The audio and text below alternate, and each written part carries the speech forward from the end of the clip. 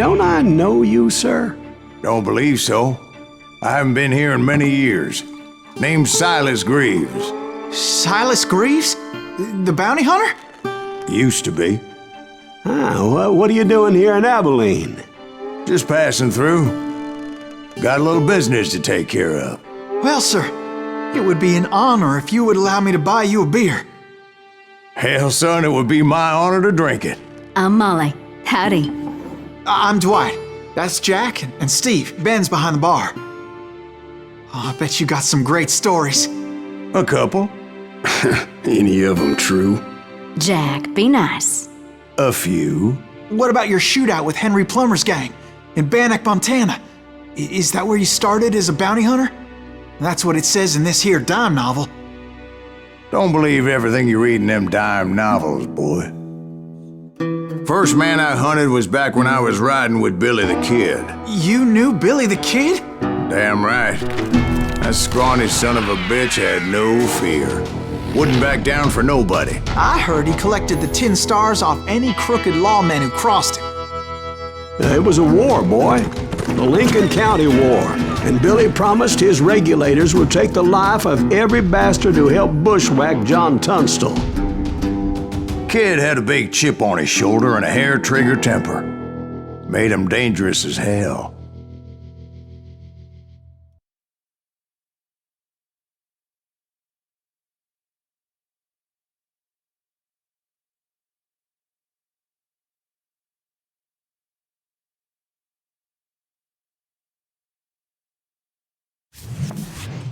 It was about 30 years ago.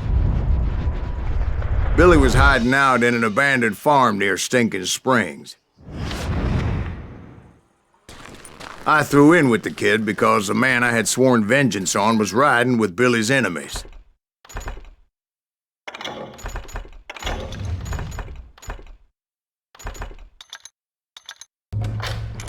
But before I tell you why I want that sumbitch dead, let me tell you what happened that day. I was heading back to the hideout when suddenly I had this funny feeling. Funny, ha-ha? No, Steve.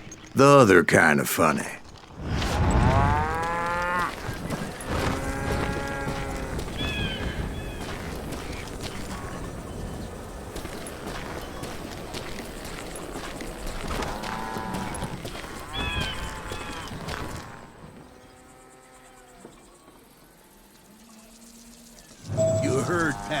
You need to stay here and keep an eye on the road.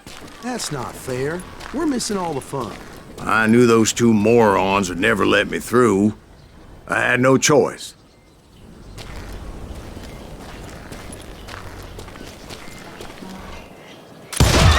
Hell! Shoot that sumbitch!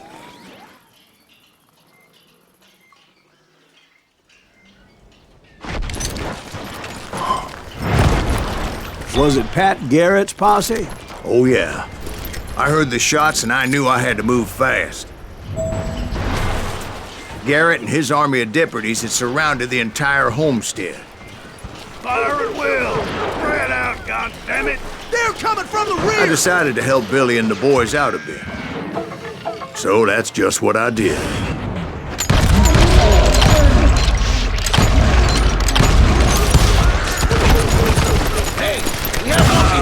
As the governor of New Mexico was paying for the kid's apprehension, Garrett was able to hire every gun hand in Lincoln County.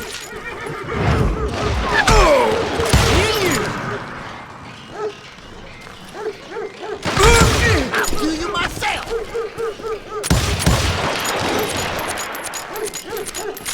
God damn him! I'm putting you down!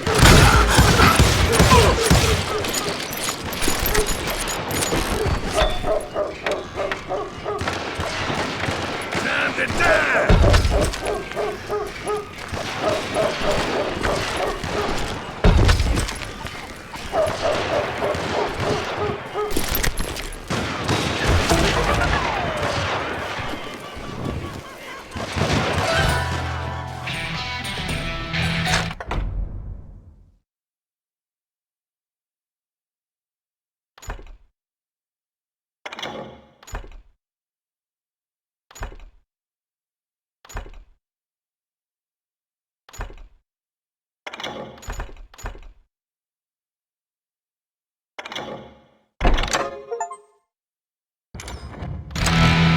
Watch out!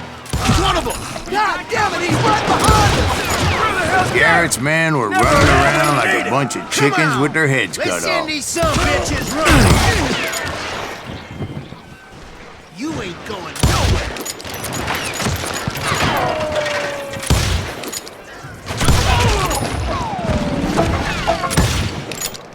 I'm done with you!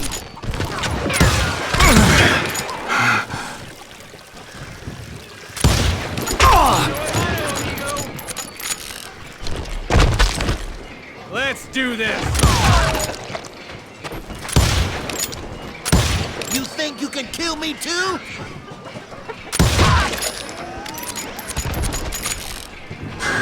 Still, one of them reached the water tower. Not a bad idea. It would be a turkey shoot from up there.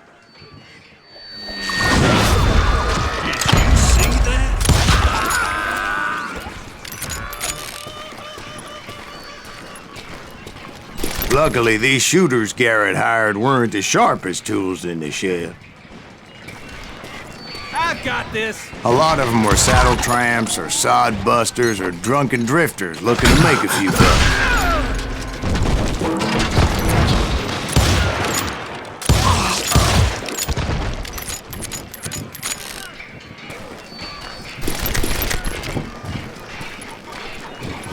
Then, I heard a friendly voice yelling at me from the window.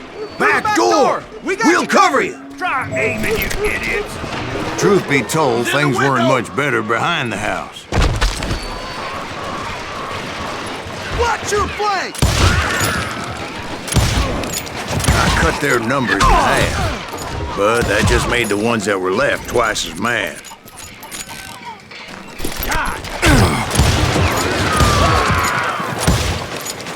They made up for their lack of skill with a seemingly endless supply of ammo. You're done!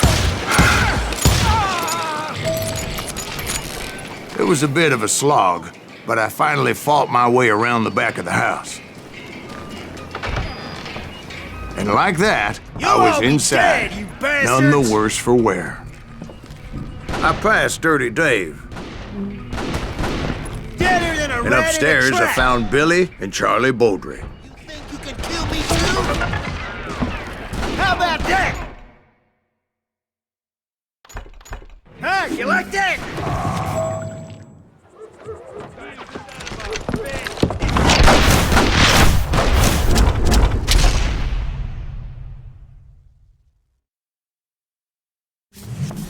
Billy looked at me and said, "About time, amigo! Grab a gun and get to the window." Wait, so you were friends with Billy the Kid? Yeah, sort of. Anyway, we were surrounded by dozens of deputized shooters who wanted to do us harm. I think we got his hander up. Worth $500. Keep this up all day. I think I got one. I'm telling you, Garrett's men were dropping like flies, but they just kept on thumping. That's when Charlie got hit. "They're catching us in a crossfire," shouted Billy.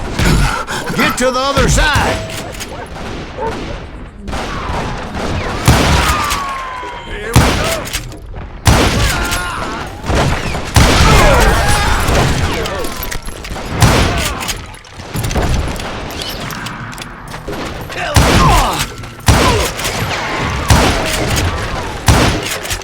I think we're in trouble. I don't know how many of those cocksuckers I personally put down, but it was pretty clear, even to Billy, that maybe discretion was the better part of valor. What's that mean? It means that it was time to cut and run. "They got a Gatling," Billy shouted. "Get the horses and bring them round back. I'll draw their attention." He directed that order at me, and I thought, why the hell do I have to do it? But I went anyway. So I can kill you. Dumbass that I was back then. Stupid contraption!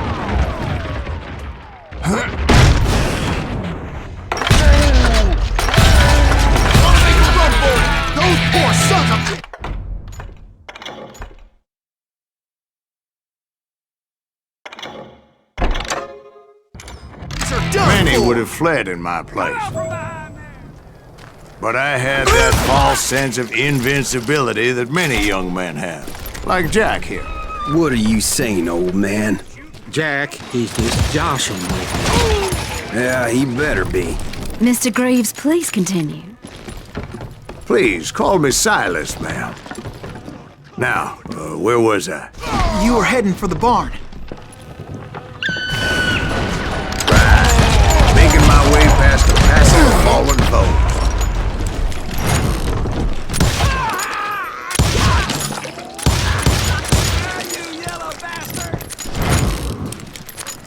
Sounds like Garrett hired a whole regiment of hired guns. Oh, yeah. And just when I thought I was done with them, more of these hapless bastards would pop up.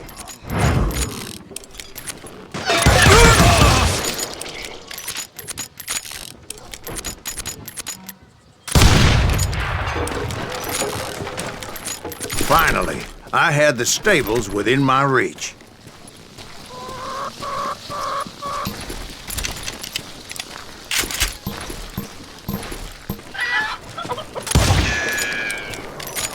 And that's when I met Sheriff Pat Garrett. I read that you went toe-to-toe with him, sir. That backstabbing bastard with that tacked-on tin star.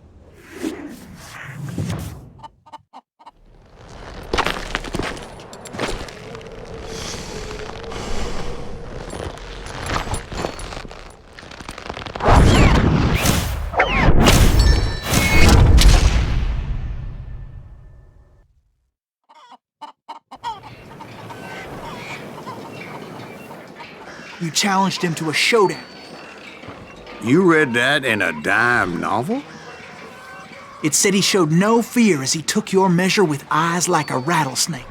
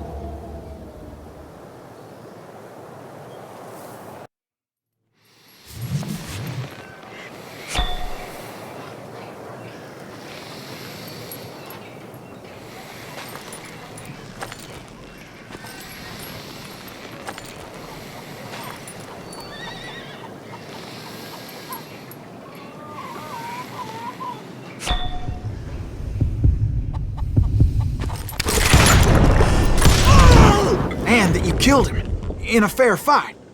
Is that what that Penny Dreadful said? No, boy. That ain't what I meant when I said I met Pat Garrett. So let me start again. I finally reached those damn stables.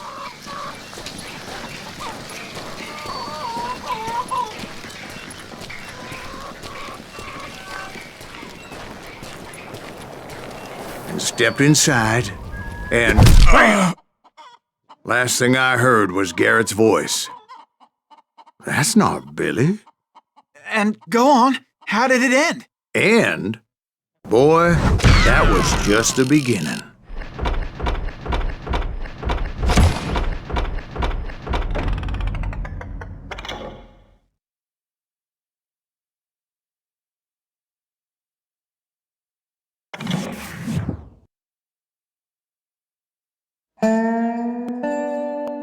So what happened? Did Garrett arrest you? Yeah, after I came to, the bastard had clocked me with his Colt.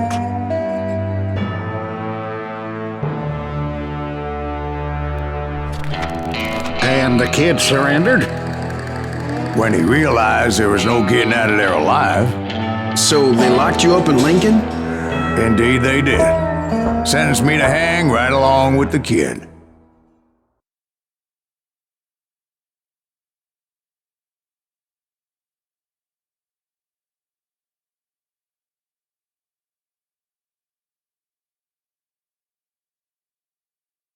It's important to know that I was only riding with Billy so I could find the bastard I was after.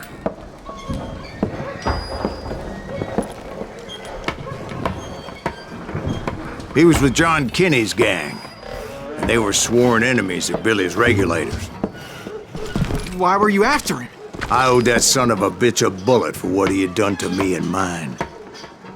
Instead, all I got for myself was a goddamn death sentence. Luckily, it was right around then that I heard Billy make his move. He shot Jim Bell and a few other guards as he made his getaway. Later, they wrote that some lady friend planted a pistol for him in the privy. What the papers didn't say is that Billy helped me escape, too.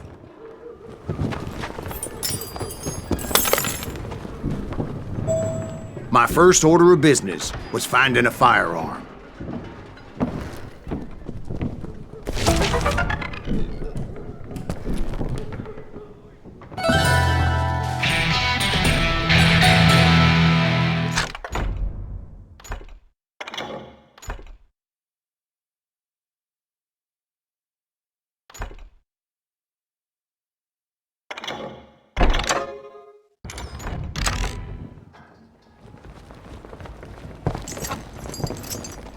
Luckily, I located Deputy Bob Ollinger's mean-ass shotgun.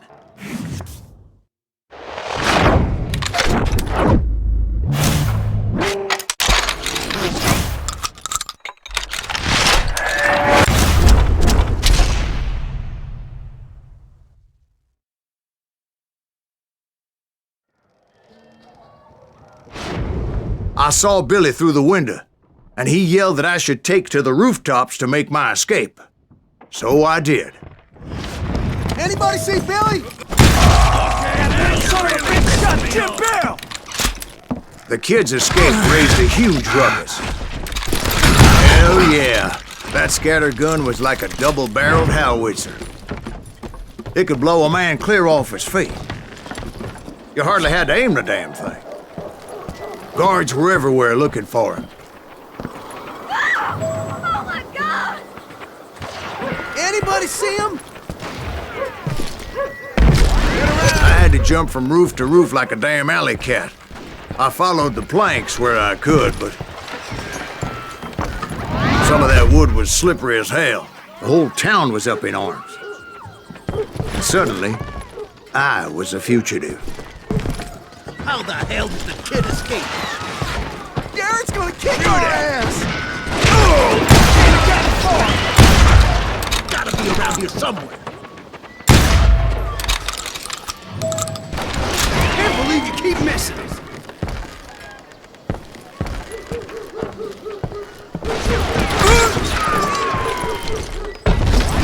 Billy broke out of jail. Violence is not the answer.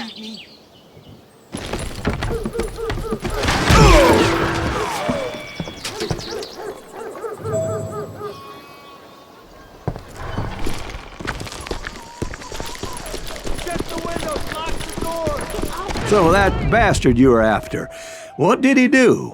He did me and my family a grievous harm. But I knew if I was ever gonna find him, I would need to get my ever-loving ass out of there. I tried to be stealthy and sneak my way past. This town doesn't have a moment's peace. Where'd he get you?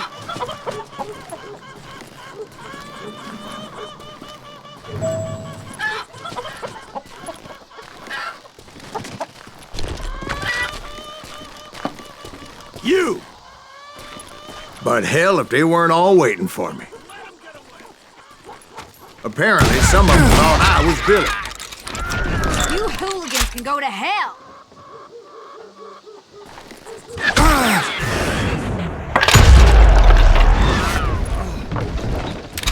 Come out from behind him! He's in town somewhere. See, me and the kid shared a certain similarity in build and color. I was just glad I had Deputy Bob's mean-ass shotgun. You won't get away with this. They're shooting in the street!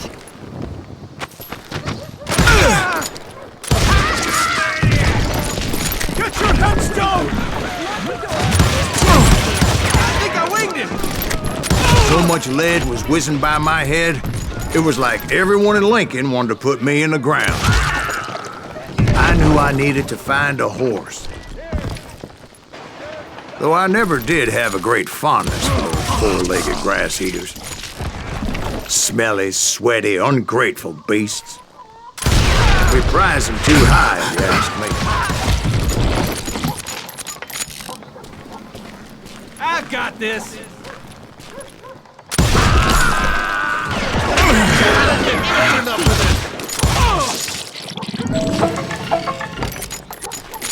Show yourself.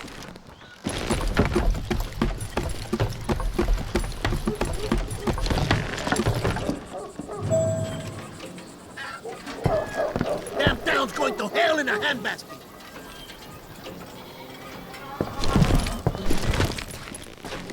But where was the kid while you were busy getting shot at?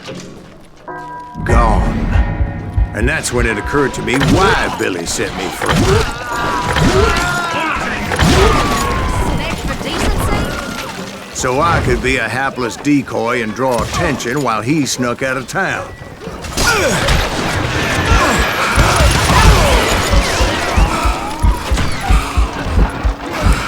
I knew if I made it out of there in one piece, no one would put a price on my head. Because everybody in Lincoln would be dead? No, because they all thought I was Billy, and all that blame would fall on him. Meanwhile, Deputy Bob Ollinger was organizing a posse to put me down. He was already a mean son of a bitch, but he was doubly pissed that I stole his mean-ass shotgun. Anyway, it was me or them, and the only way forward led me straight to perdition. But the cards were dealt, and I had no choice but to play them.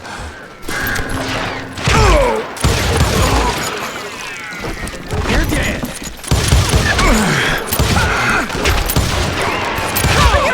The women off the street. Arm yourselves. We can take her. How did he get away?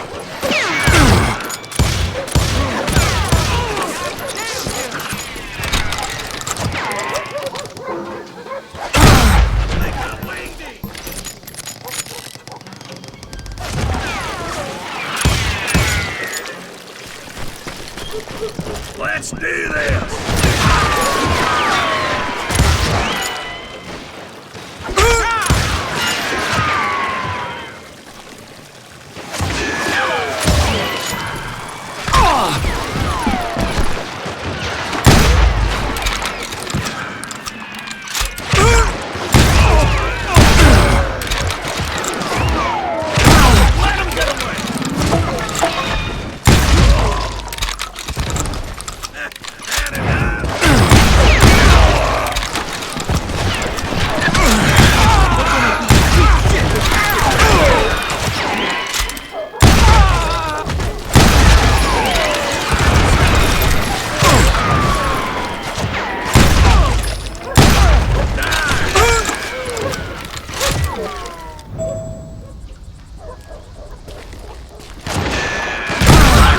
I found what I was looking for. The stables on the edge of town.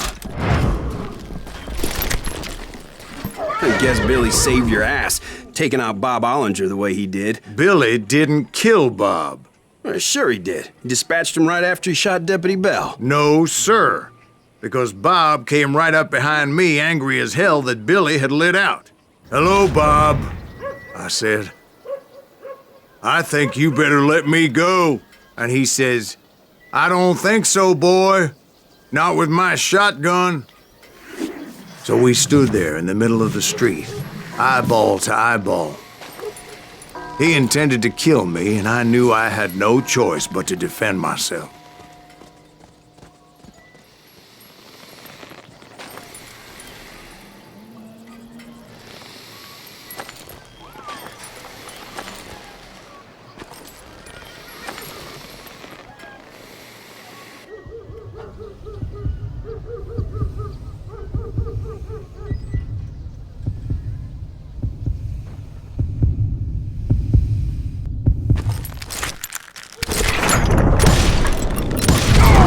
I killed him in a fair fight. Everybody saw I had no damn choice. Well, Lincoln got a mite depopulated that day. Pat Garrett gunned down Billy 3 months later, so his escape was... So where'd you go after Lincoln? Mexico. Until I realized nobody was looking for me. I ended up taking a job at the Rurales. The Mexican Rurales? I was hired to help them track down the cowboys. The most vicious outlaw gang in Cochise County? Curly Bill Brocious? Johnny Ringo? Led by old man Clanton himself. They must have paid you a pretty penny to take them hombres on. Not really. But truth be told, I had my own reasons for going after those boys.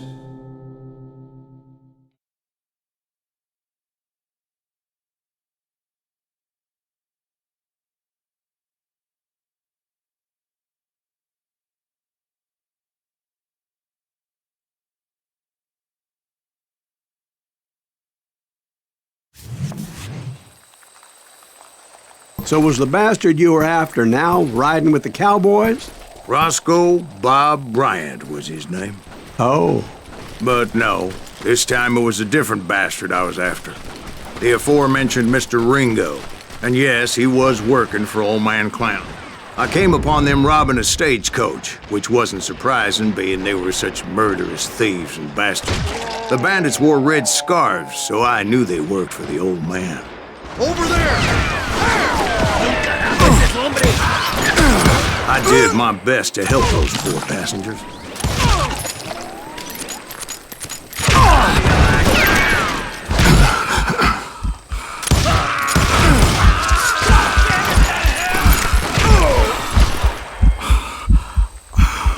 Shoot that running son of a bitch! Moments later, the attackers were dead, and I checked the stagecoach to see how many passengers were still breathing. None. It was then I wondered if the rocks weren't hiding more bandits.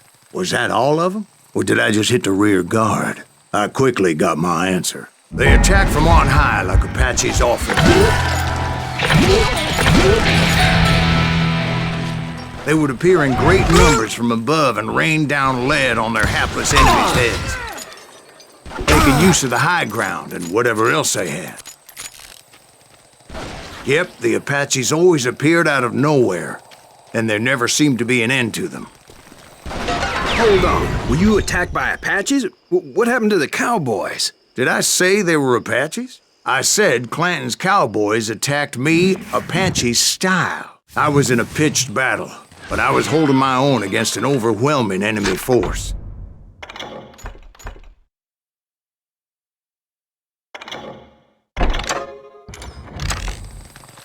Shoot that running son of a bitch!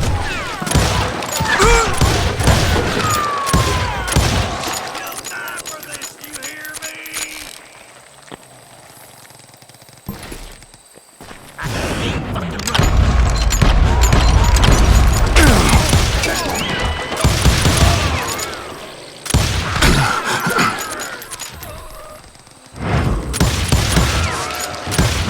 See, at the time, I was still pretty green and would often blunder into regrettable situations. But I just kept shooting at anything I could see up in those damn rocks. I didn't see Ringo. I knew he was with the cowboys.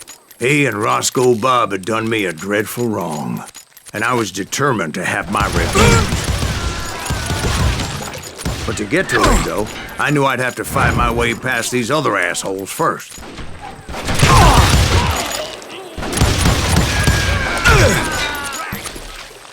Unfortunately, I was running out of ammo.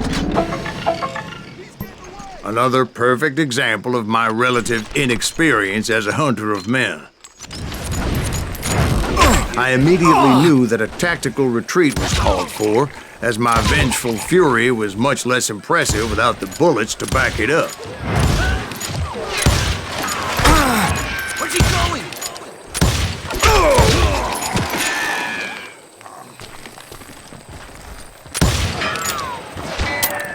Finally, they managed to corner me.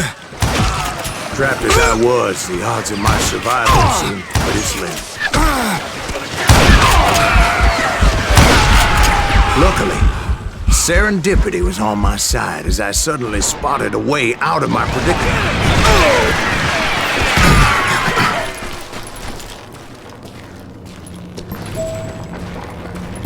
I ran ahead as if the devil himself was after me.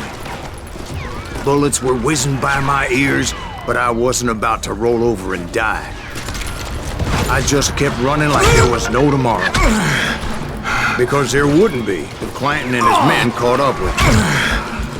As I was scurrying around those caves, I thought, what was I thinking? Going up against a gang like this?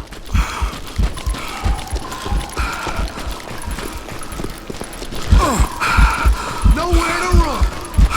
I just kept running, not knowing where the hell I was going.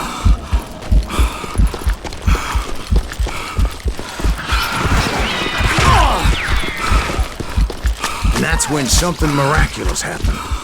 Like manna from heaven. I found the desiccated remains of what looked like an Apache warrior. The old weapon next to him supplied me with some much-needed ammunition.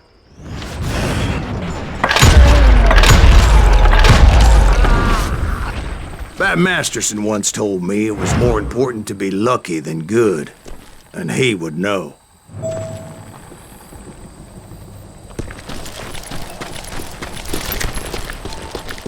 And imagine my surprise when I found a fistful of dynamite to go along with that ammo.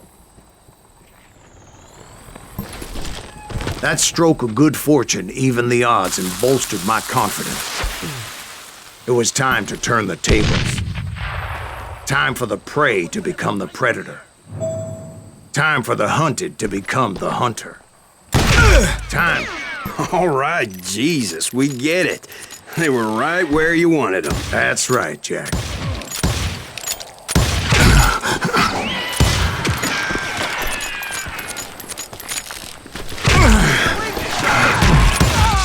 I was done running, and the old man's boys were not expecting that.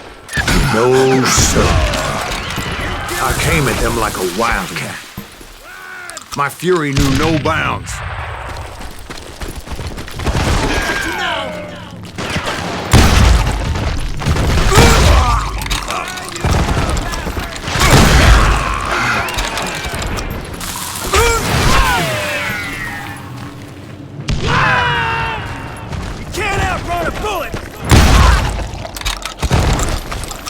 It was finally time for that old man to pay for his sins.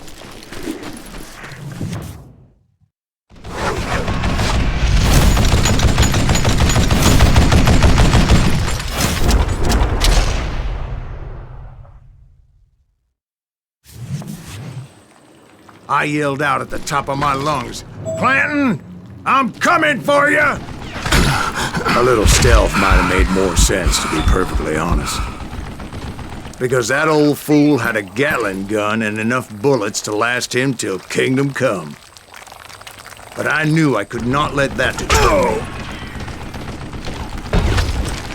Not if I was to find and kill Ringo. I needed to get that old man off that gun.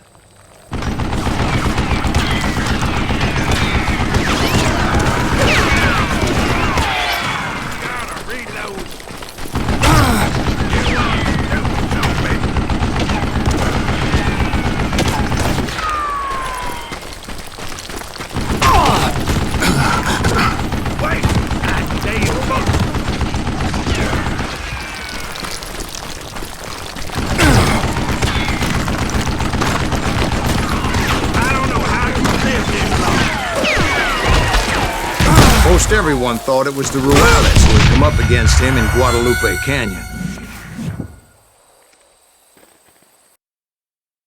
Most everyone thought it was the Ruales who had come up against him in Guadalupe Canyon. But it was just me.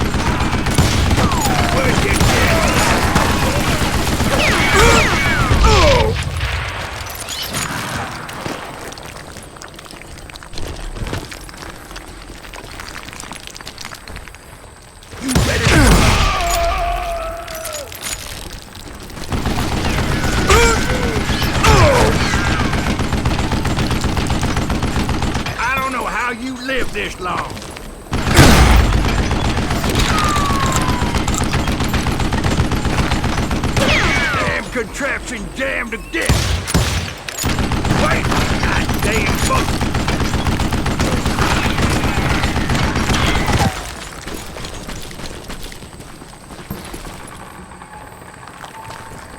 Stop your hiding from me! You wanna do something?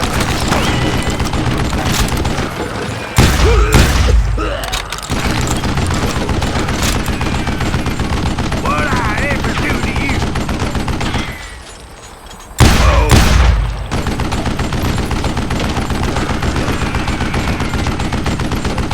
Would you just die? Apparently, one of the cowboys made it out of there alive and told Ike and Billy Clanton that it wasn't a Mexican who took their father's life that day. They just assumed it was one of the Earps, and that little misunderstanding eventually led to that legendary gunfight at the OK Corral.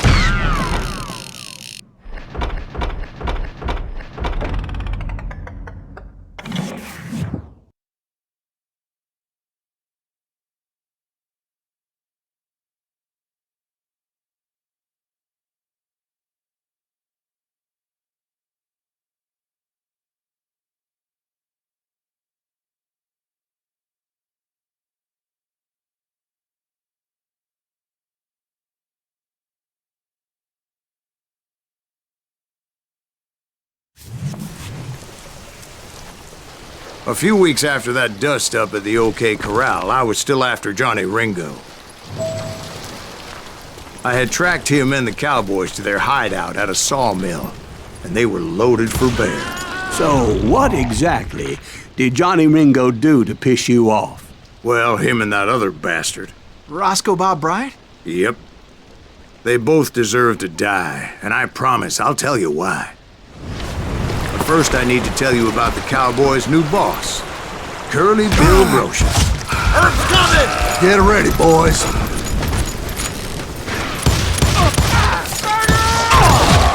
Curly Bill took charge of the Cowboys upon the old man's demise, and after that gunfight at the OK Corral, the Clantons wanted revenge.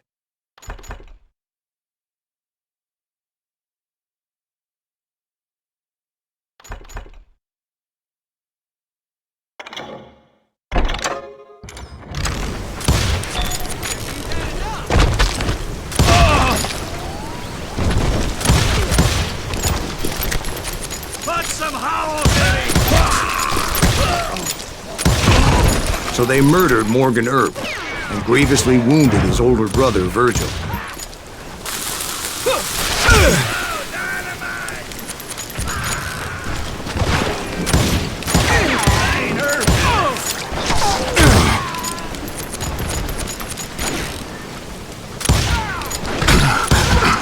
Wyatt and Doc went on what became known as the Vendetta Ride, hunting those outlaws down. So when I showed up, that's who they thought I was.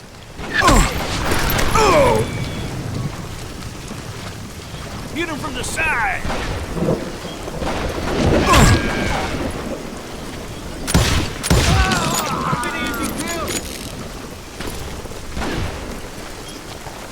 Just shoot the son of a bitch!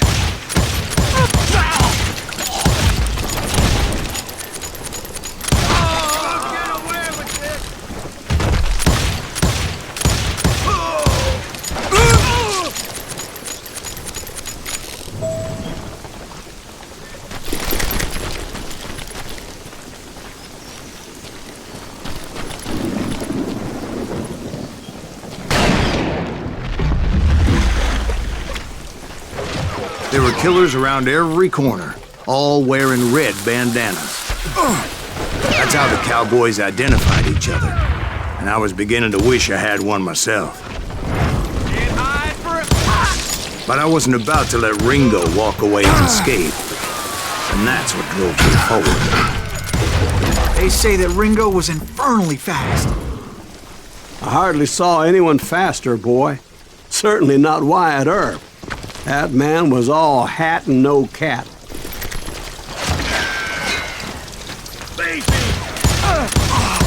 Earp wasn't much of a match for him, but Doc Holliday might have taken That Lunger should have kept his nose out of it. They never charged anyone for the murder of Morgan Earp. But everybody knew that Curly shot him in the back. That was common knowledge. Yeah, maybe so. But Ringo had nothing to do with it. He was just being loyal to a friend. Is that what you call it? Being loyal? Well, to get to that loyal friend, I had to pass by some buzzsaws as big as a man.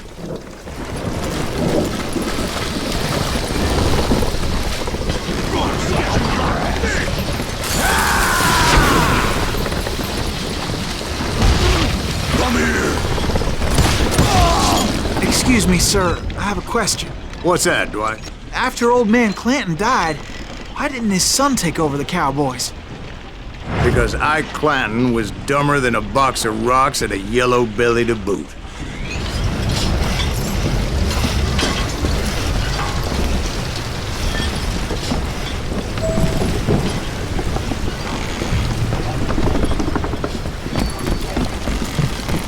Now, where was I? Taking down the entire cowboy gang single-handed. Indeed I was, Jack.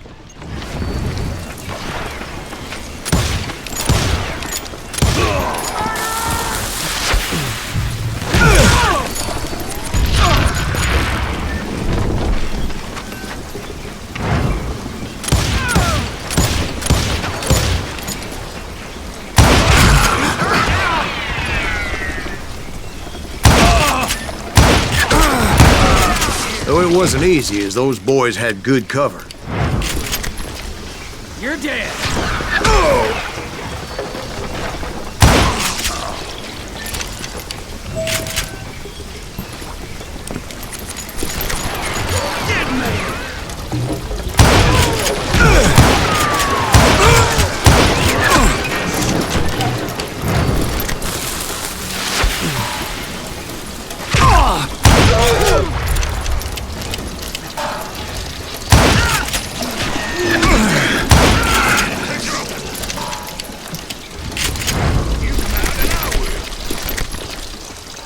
Smoke that son bitch! You gonna need it, damn it!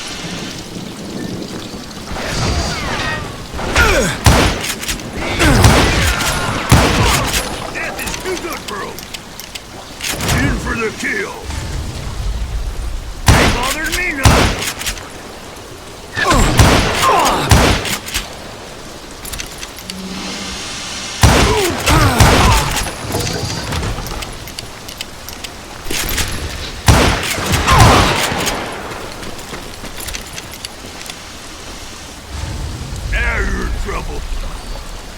Keep shooting. I don't mind. He has it coming. There were carts everywhere, piles of lumber, and God knows what else for people to hide behind. That really was one hell of a sawmill. Quite an impressive operation.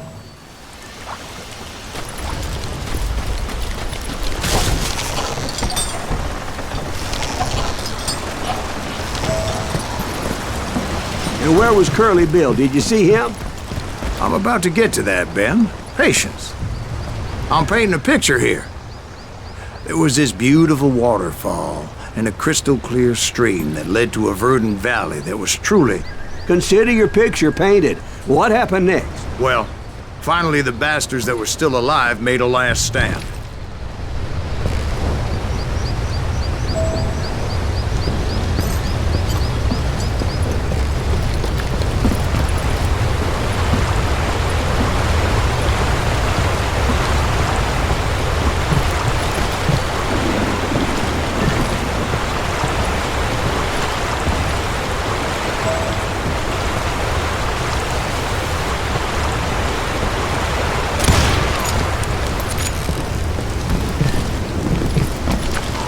Curly Bill, Johnny Ringo, and his compadres took off into the lumber yard, and I followed after.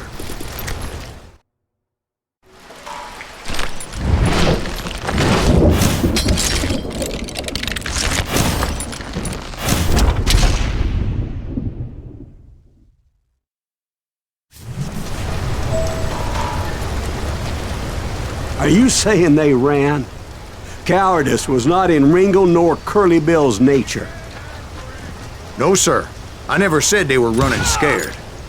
They just wanted me out in the open. Turn your hands! Get together! Order! Working for Wyatt Earp. There's some bitch saying to kill me.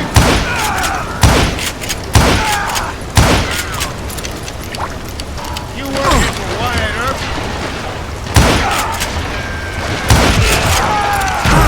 Brocious gave me no choice but to take his life. But Ringo was nowhere to be found. I knew you didn't kill Ringo, because he was found dead in a different location altogether. To this day, his killer is still unknown.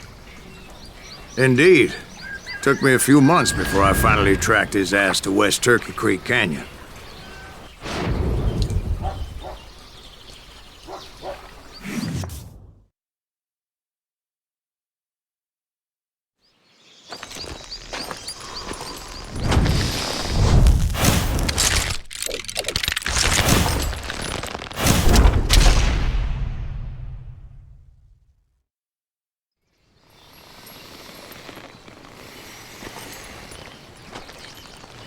That's incredible, sir. I always thought that Doc Holliday was the one that killed him.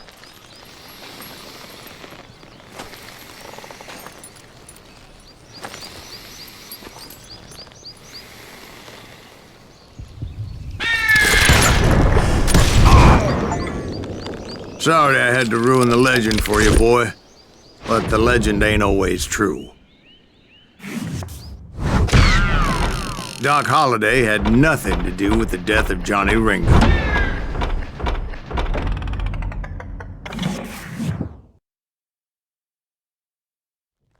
I was paid a healthy bounty for Ringo and Curly Bill, and realized there was real money to be made. That's why I went after Henry Plummer.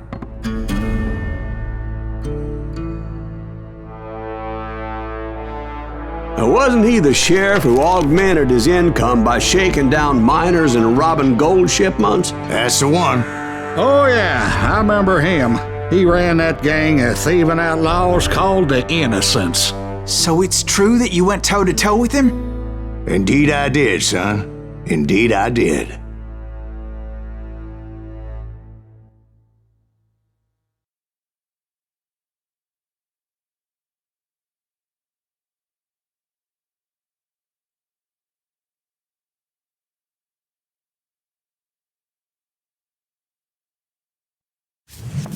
I knew I needed resources if I was going to track down Roscoe Bob Bryant, and hunting Plummer looked like a good way to get rich quick. As the local vigilantes exposed him as the leader of the bandits, and put a generous price on his head. Plummer rallied his gang to plunder one last gold mine before making their escape, and that's where I thought I'd find him.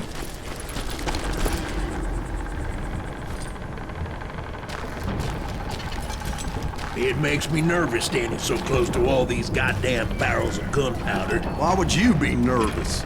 No one has the cojones to come after us. As long as you don't light up a cigar, we're fine.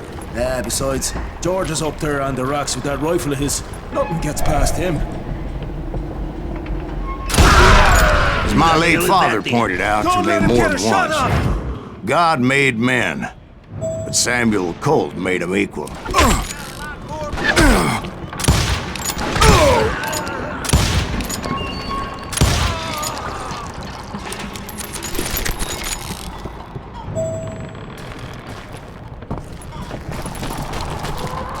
I knew that dynamite wasn't mine, so I decided the polite thing would be to return it.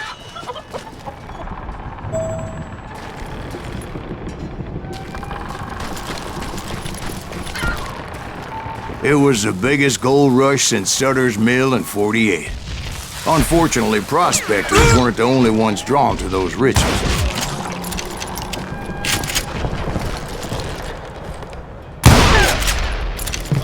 There were thieves and killers, robbing travelers and hijacking gold shipments.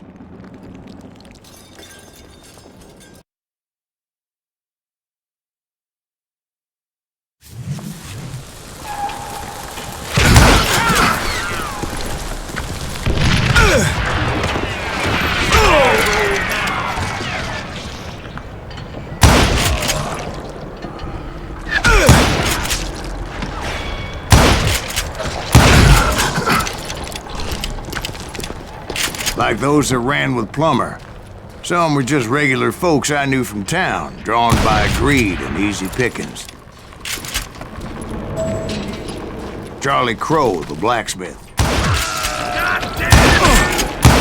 James, who worked in the stable. Sam and Jeremiah Barber, the butcher's sons. Ordinary citizens who lived a double life. Stealing and thieving and murdering their neighbors. Close the rest were veterans of the Civil War.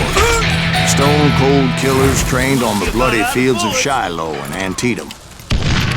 If Daddy had lived to see Alfred Nobel's explosive invention, my guess is he would have told Samuel Colt to kiss his ass.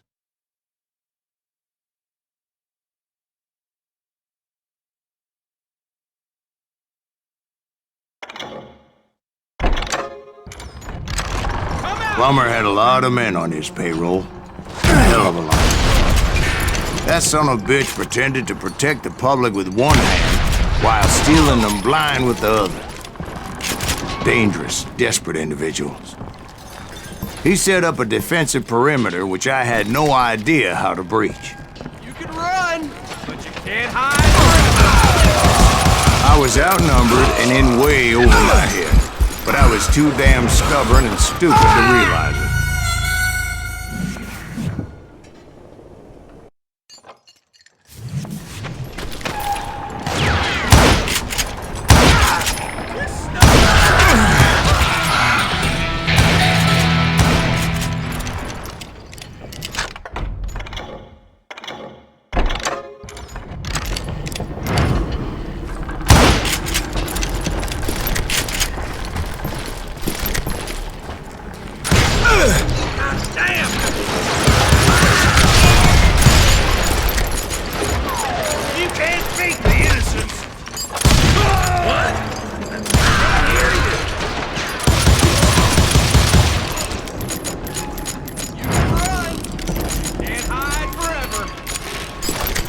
They must have thought I was touched. Or had some kind of death wish.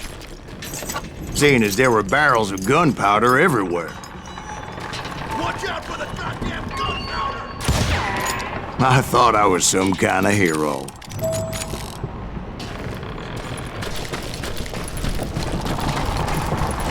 I finally made it past and headed on to meet my destiny. But first, I had something I needed to figure out. I had a few ideas on how to get into that mine, but once I made my decision, I knew there was no turning back. So my first thought was to enter the nearest mine portal. I saw an entrance. Made sense. It was the quickest way in, but that also made it more dangerous, as there would undoubtedly be enemy pickets posted along the way.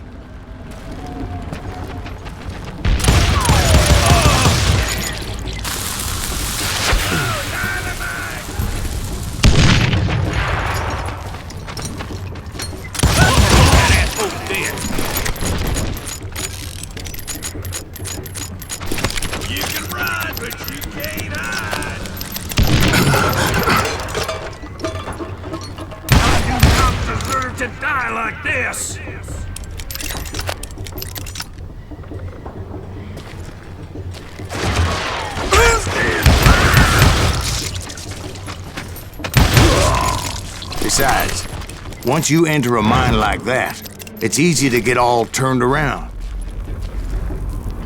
And that confusing maze of corridors wouldn't even be the worst of it. Some of those shafts could be as deep as hell.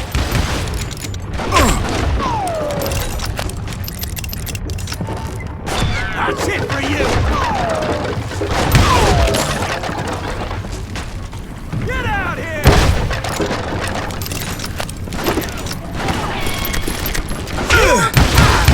A single stumble or misstep can easily end in a deadly plunge to oblivion.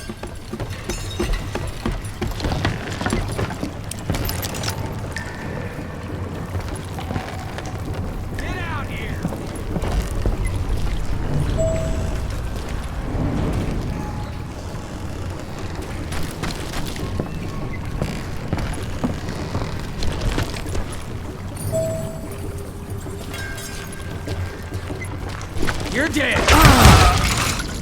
Quick reflexes often make up for a lack of common sense. Luckily, I was never one to be easily bushwhacked. I would just need to be careful not to blow myself to kingdom come.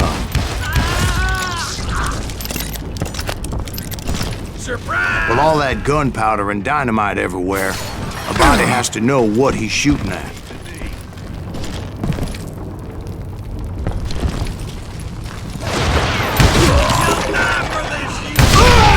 All it takes is one tiny spark, and boom. Get him! As a boy, I always loved the 4th of July. Surprise! Get out!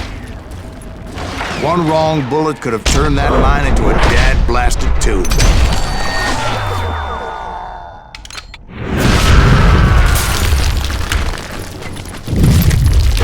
I freely admit that my plan of attack was not just moronic, but clearly insane.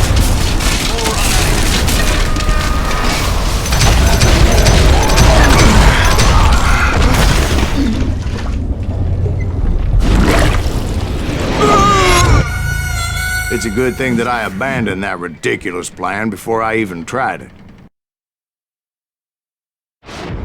Instead, I spotted a ladder, way into the mine from the opposite side.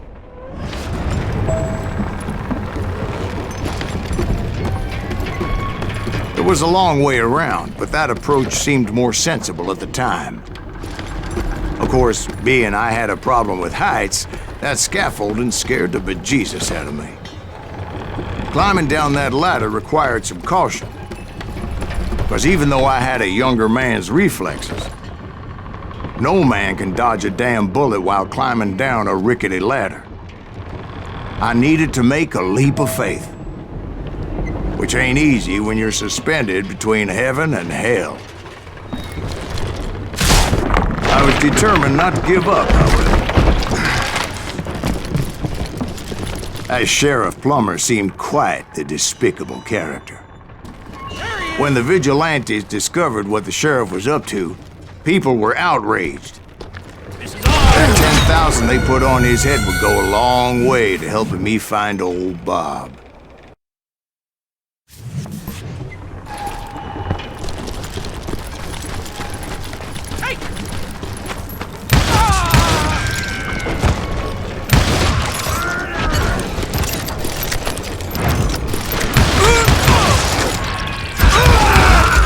I had made it my mission to settle that score come hell or high water.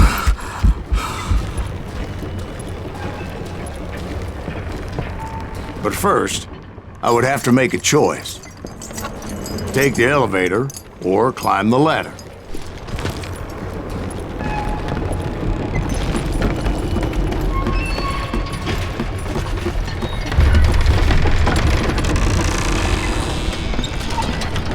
I wanted to use the element of surprise. Plus, I figured I could use the exercise. I was warmed up already, so what the hell?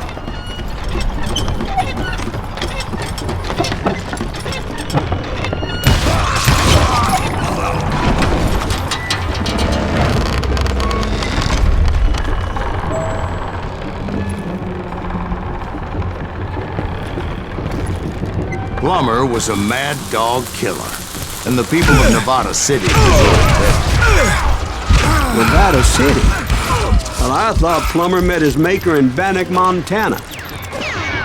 Right, well, he was the sheriff of both places at one time or another, but that's neither here nor there. The point was, taking him down would save a lot of lives, including my own.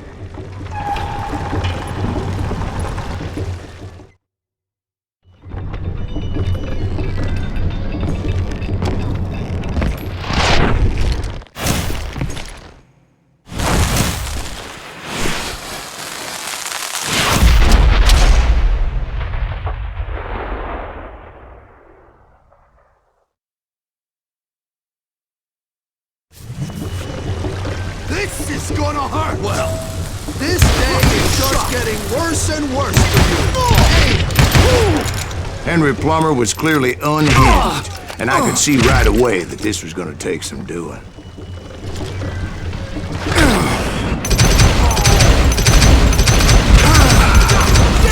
I need some finish!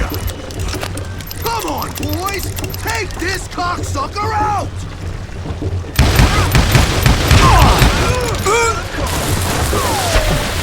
Cover your head!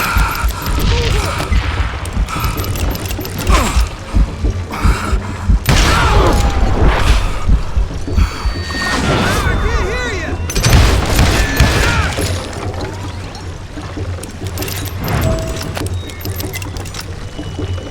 They're gonna bury you in a million pieces!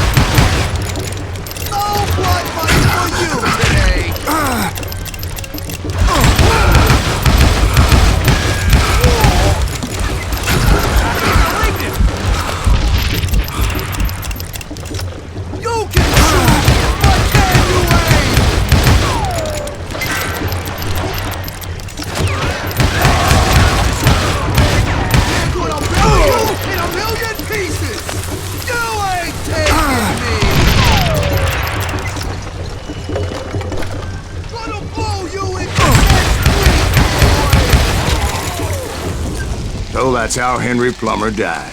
Him and his crew were worth their weight in gold. And now, I was officially a bounty hunter.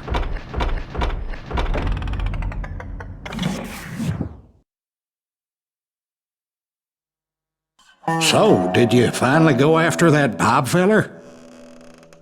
Well, I heard word he was in Kansas with John Wesley Hardin. So that's where I went. Where in Kansas? Abilene. Why do you ask, Ben? No reason. Was Hardin as fast as Ringo? Ringo was fast, but John Wesley was as fast as the devil himself.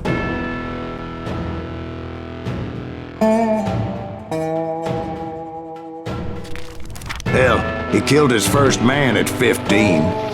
From that day forward, he had a price on his head and wouldn't back down for nobody, not even Wild Bill Hickok himself.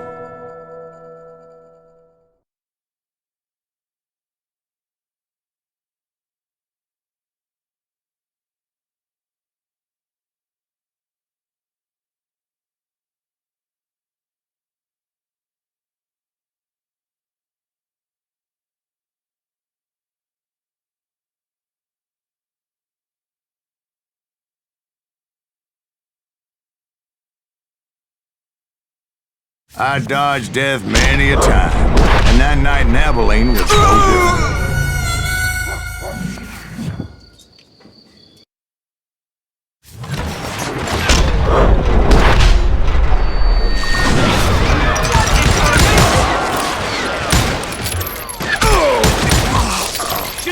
I was there with the intention of finding that bastard Bob and collecting the bounty on John Wesley. Watch where you're shooting.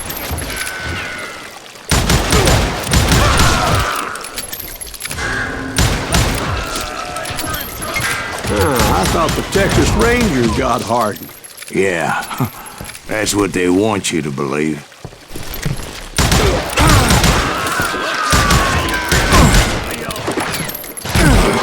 It was cold in a witch's tit and a brass bra that night as I fought my way past his loyal compadres to the very same saloon we're sitting in today. Look around and imagine this place painted in blood. Harden was waiting for me, and...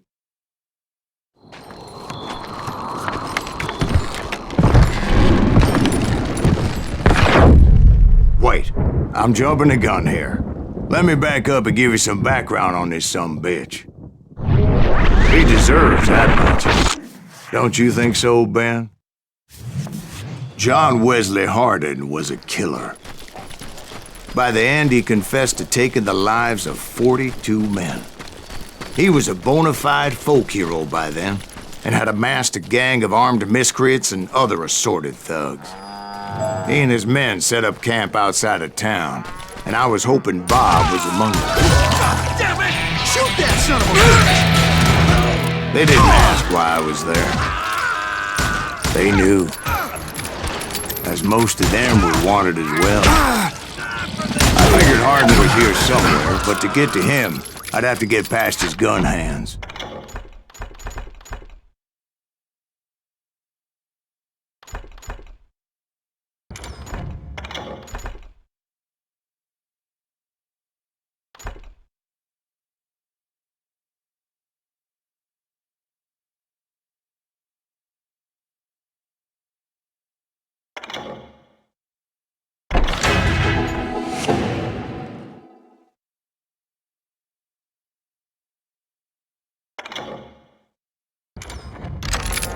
That was easier said than done, as most of them were as foolish and full of bravado as I was.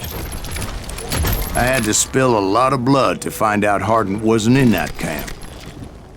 He was carousing in town with his closest friends.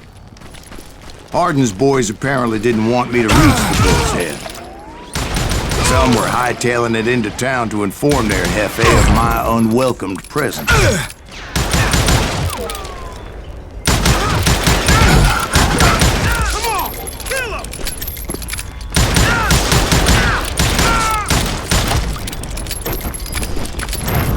Tell Harden someone's coming for him.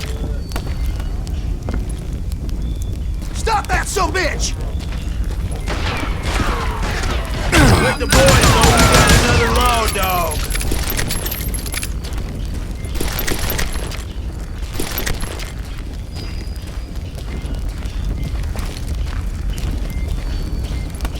I can hit you with either hand.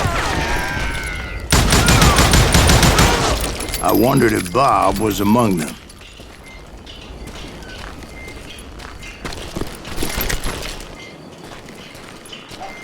And I steeled myself for the fight ahead. For as good as I was, deep down I wondered if John Wesley wasn't just a little bit better.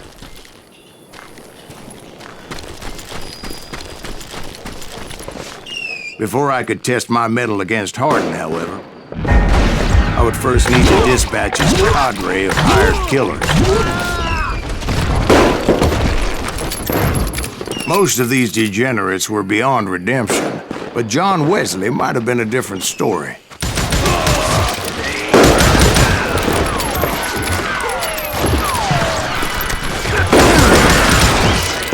I didn't learn until later that that night was in fact his birthday celebration.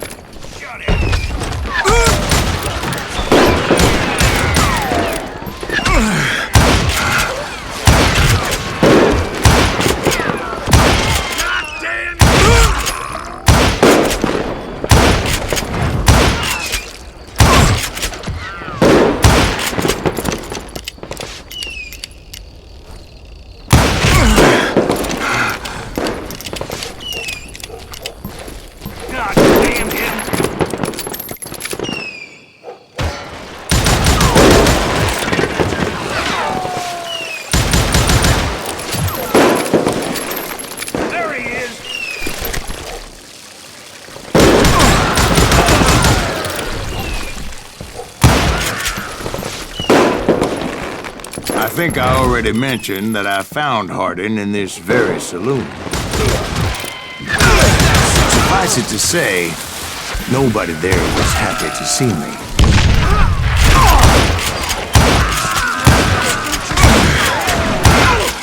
In fact, I felt a certain hostility. Kill him already!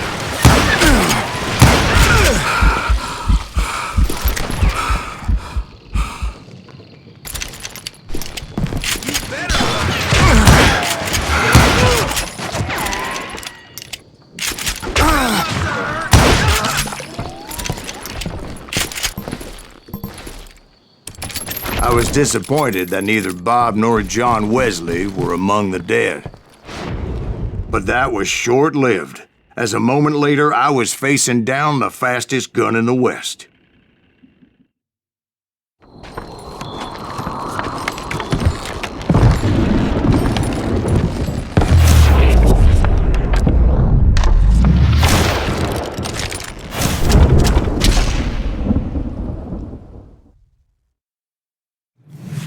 I felt a bolt of adrenaline, or maybe that was fear. He was well known for his tricks, and I knew I'd need my own if I was ever to defeat him.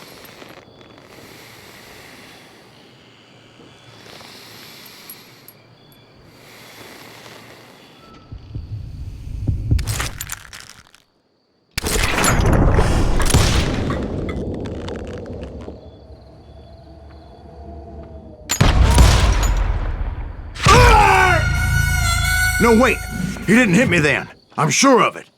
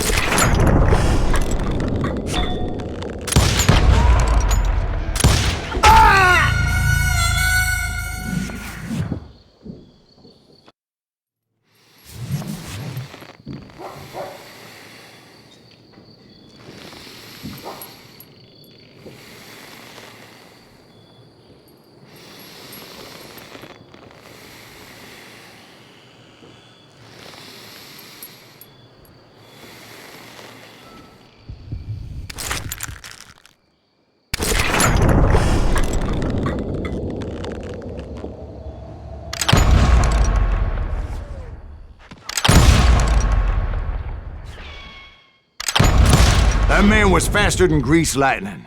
But being inebriated as he was, he didn't count his shots. And now, he was at my mercy. So he didn't die? No, I sent him to prison. Years later, after he was free, some restless Avenger took his life. Shot him in the back in a saloon just like this one. Anybody up for another beer? Ben?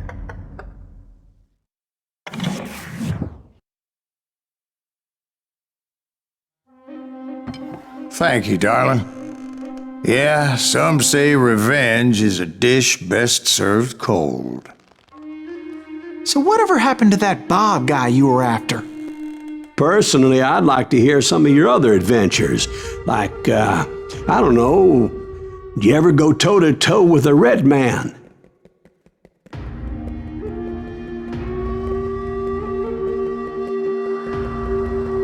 Yes, I did, Ben. I remember once I was after this renegade Apache, Grey Wolf. Strangely enough, revenge was also his primary motivation.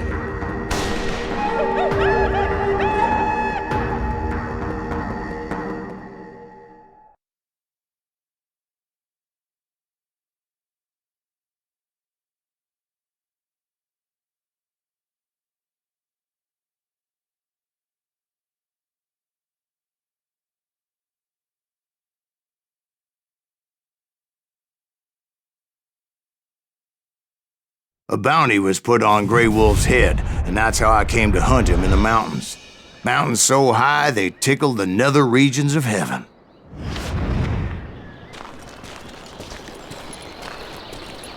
Grey Wolf was a Chiricahua Apache medicine man who had led a war party in revenge for a massacre against his people. The U.S. Army had attacked his tribe during his daughter's secret sunrise ceremony, and the slaughter was unspeakable. I understood his anger, as there's nothing more traumatic than seeing those you love die in a cruel and painful death. Right from the beginning, I couldn't shake the feeling that Grey Wolf was watching my every move. He led a band of young Apache warriors who wanted retribution and were more than willing to die for him.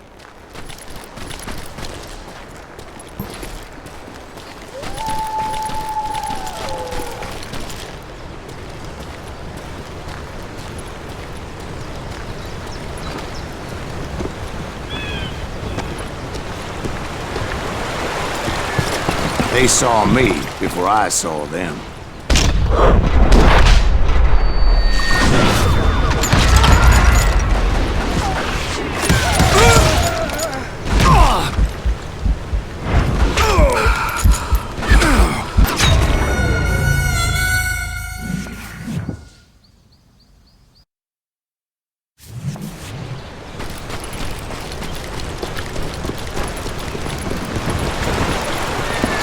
They saw me before I saw them.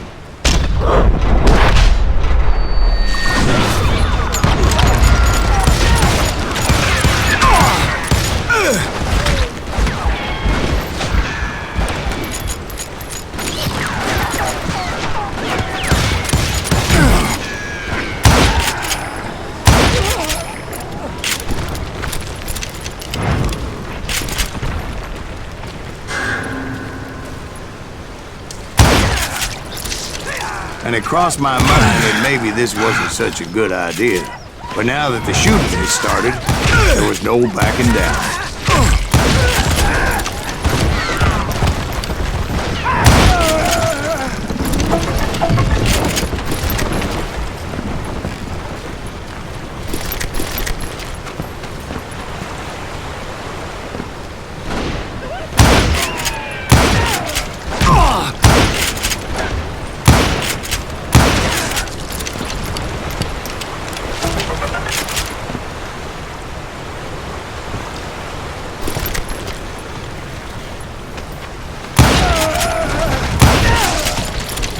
It was rugged country, the winter home of the Chiricahuas, and that's why they had retreated there.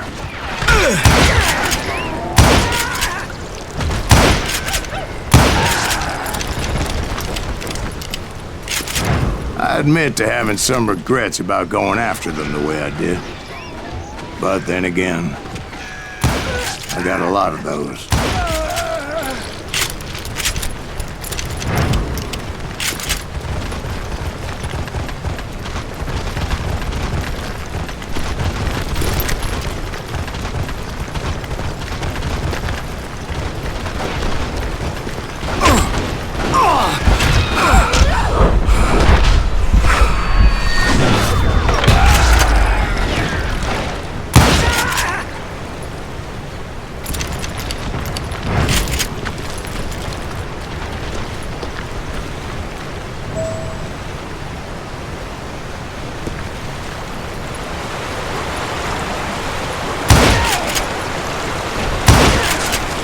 Did you find Grey Wolf?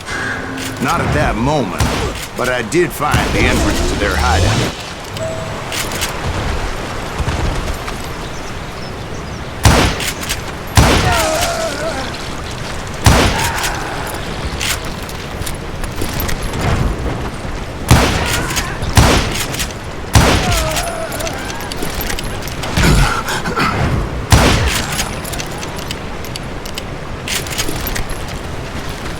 A deep crevice that led to a deeper cave.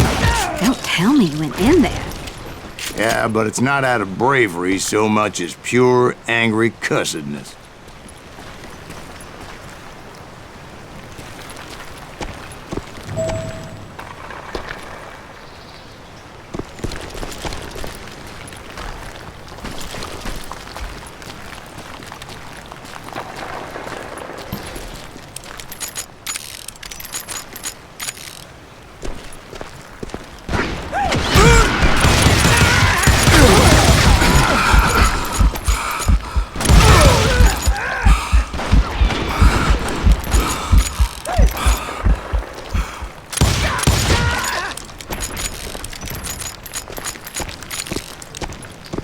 See, back then, I had a stubborn streak a mile wide, and I wasn't about to back down. So it was like pitch black in there? Actually, it was pretty well lit, as they had torches on the walls.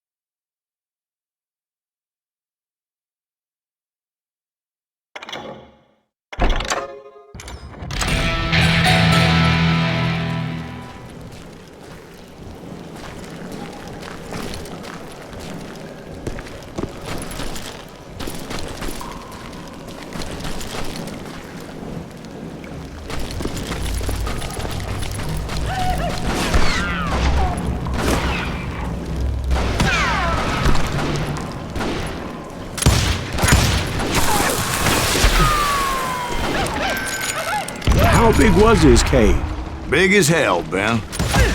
Chiricahua had hid out there during the Indian Wars.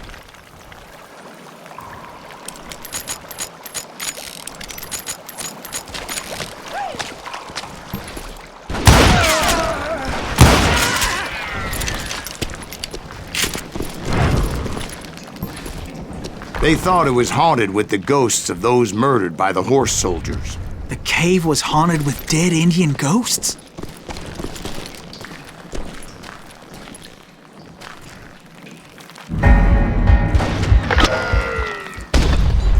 To be honest, I was more concerned with the live ones than the dead ones.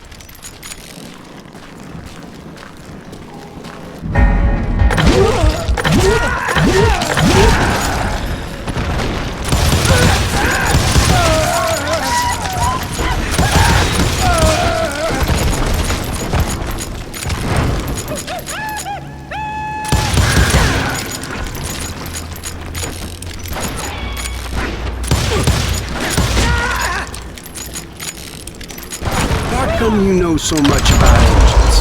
A few years back, I was married to two Mescalero women. At the same time? Yeah, they were sisters. Polygyny is traditional among the Mescalero. So what happened? Oh, I had to get out of there. Those girls never shut up. Both of them nagging at me all the time. Drove me half crazy. Haven't seen them since. No, I mean, what happened with Grey Wolf? Oh, well, I pursued him into the Cave of Death. I came upon this flooded grotto, and that's when I saw him. He came to me unarmed and unafraid. His voice echoed in the shadows, and I sensed he meant me no harm. You carry great darkness in your heart, and if you do not release it, it will claim your soul. The sound of his voice put some kind of ancient Indian spell on me.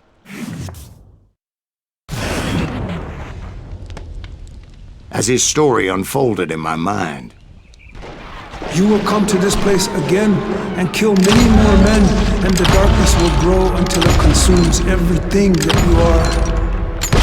The soul would have no rainbow if the eye had no tears. he said I was a great warrior, a coyote man, unequaled by any other pale-faced warrior, or something like that. The snakes will bite shadows of your past until a venom poisons your heart, and an echo of the song of the dead summons the spirits deep from within the mountains. I didn't quite get what he was saying, but there was definitely snakes. And indeed, his warriors surrounded me and attacked me like hungry wolverines. They couldn't stop me, though, and Grey Wolf wasn't in the mood for idle talk.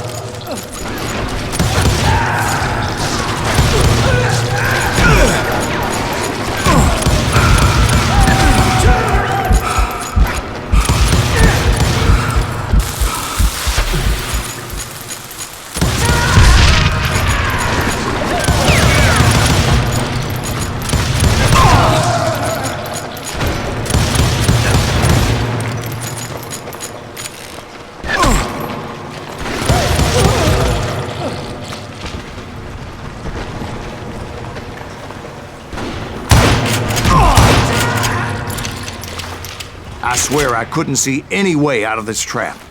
But suddenly, one just appeared. Kind of like a miracle.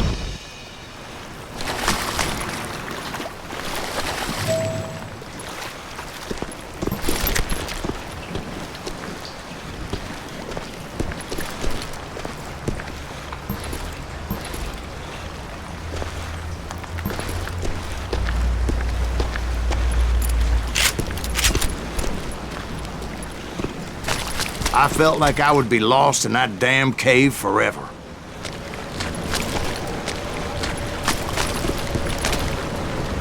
Finally, I found myself back outside, perched on the edge of a precipice, overlooking a thundering white water river. To get where I was going required several leaps of faith, but no way in hell I was turning back.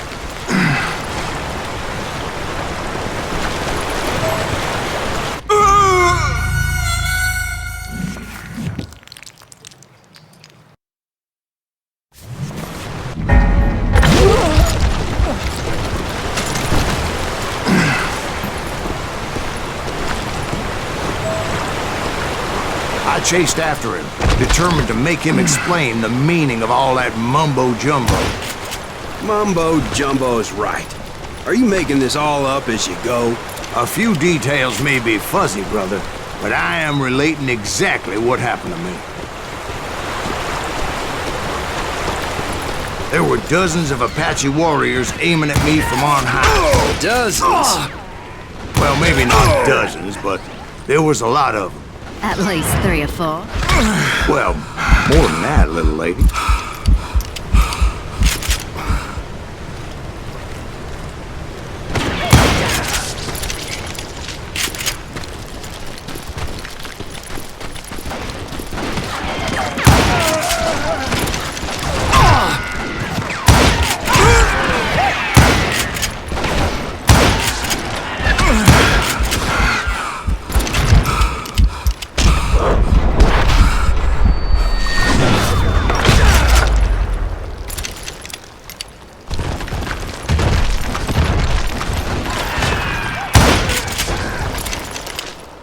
I had a steep climb up creek ahead of me and scrambled up those rocks like a mountain goat.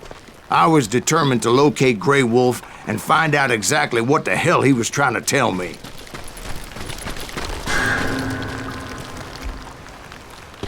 And wouldn't you know it, that crafty son of a bitch led me right into a trap. What kind of trap? Well, son, there had to be at least 100 Apaches surrounding me. 100?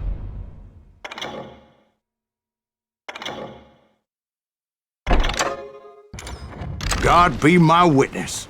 Oh, come on. Who you kidding? Hey, I believe you. Come on, tell us how it ended. All right, but I'm not gonna drag this out. Where were we? You were surrounded by 100 Apache warriors. Well, I didn't take the time to count them exactly, but there were a lot of...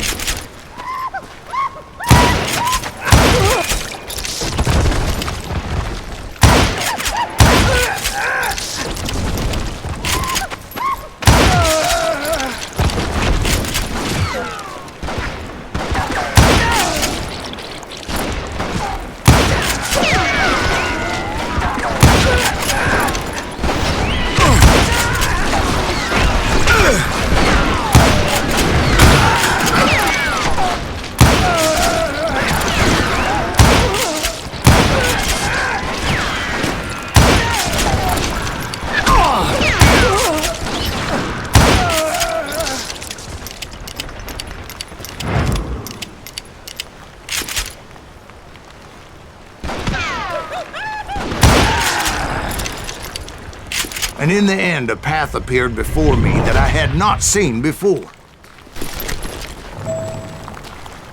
I followed it as I desperately needed to find out what Grey Wolf was trying to tell me.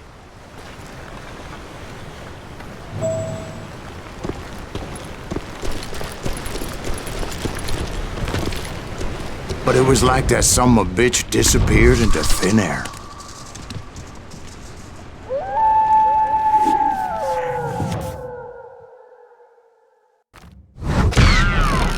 never did find him. And never did collect my goddamn bounty.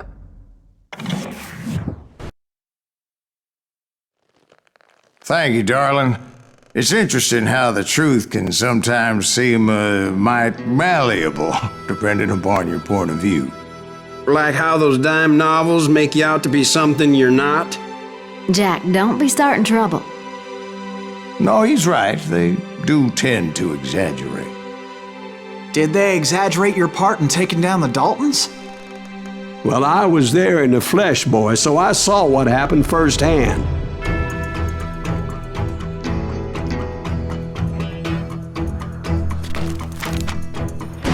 Those Daltons were lawmen once, before they all went bad, robbing banks and trains clear across the territory. Until Coffeeville, of course.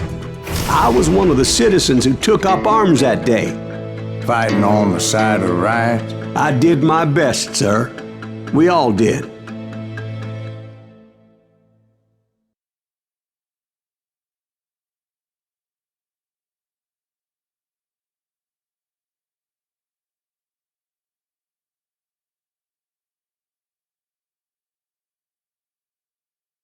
It was early morning.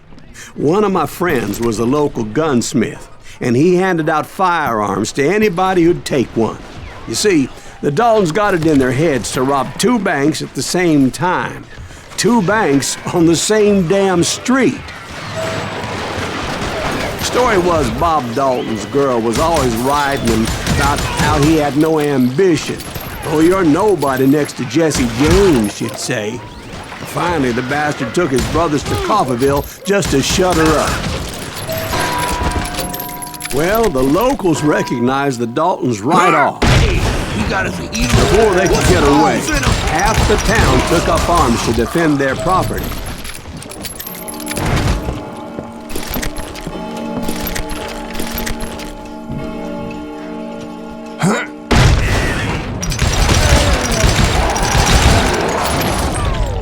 The brothers paid dearly for their stupidity, but everybody knows they had it coming. There's more to it than that. I read all about that day, so I know for a fact that it went down very differently. First of all, it was high noon. A posse of U.S. deputy marshals were on the rooftop across the street. Get ready, boys. They're gonna make a move. The lawmen had been tracking the Daltons for months, and now they finally had them dead to rights. Among them was a bounty hunter feared by many a lawbreaker. This man had no intention of letting the Daltons slip away. The marshals tried to get the Daltons to surrender. They'll give up eventually. We just gotta wait to set the bitches out. This bounty hunter knew that the brothers were far too proud to ever lay down their guns. He went in there alone to confront those criminals. One of the marshals shouted, "Where are you going? Are you crazy?" Hey, where do you think you're going, dumbass? That rifle's mine. He saw a way to get around to the back of the bank. Then he figured out how to hit the Daltons from a direction they weren't expecting.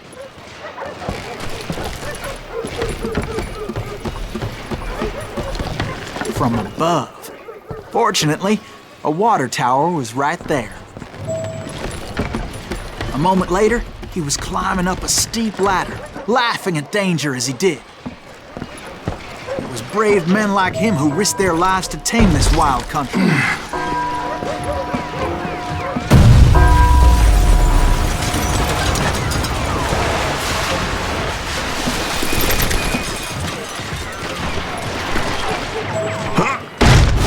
We've got company! Heroic men like him Is that did what Silas other Green? men couldn't Son and of a worked to make bitch! this country free. Jim Boone, Davy Crockett, who died defending the Alamo. Son of a bitch!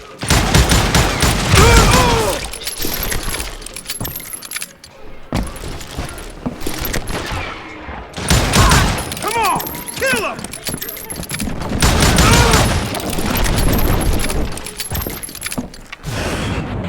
Over there!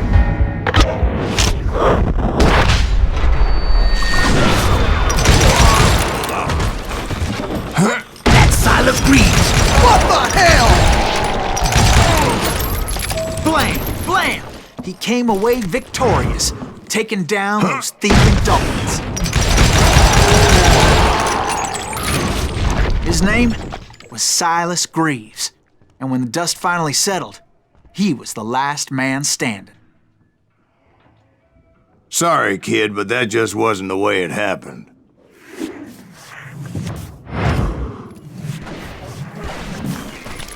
It was early evening, not high noon. The Daltons blew up a safe, and were all set to hightail it out of there. I was late to the party, and Coffeyville was already up in arms. Those pathetic deputies surrounding the bank were dropping like flies.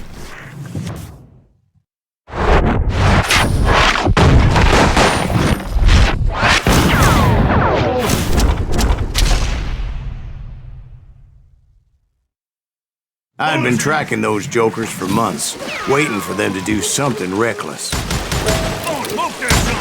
And finally, they did. Those stupid bastards decided to rob 2 banks at the same time in the same town where everybody knew them. But they still had friends in Coffeyville. Shoot, I dare you! Hey, we got us a year ago. What's the holes in them? Those friends came after me like a pack of wild dogs, tooth and nail. They were coming at me from all directions. I caught sight of the Daltons running with the money and didn't want to lose them. Problem was, they knew the town better than I did. And to top it off, I found myself in the middle of another shootout entirely. Did the Daltons hole up in somebody's house?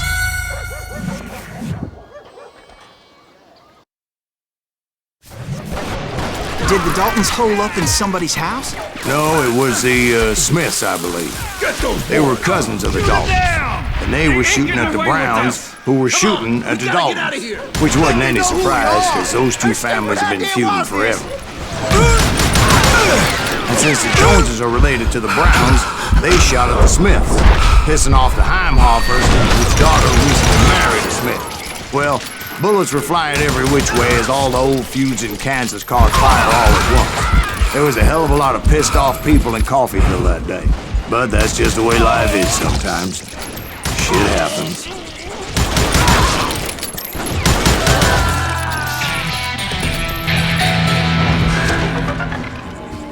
I'm ending you. Look at that son of a bitch.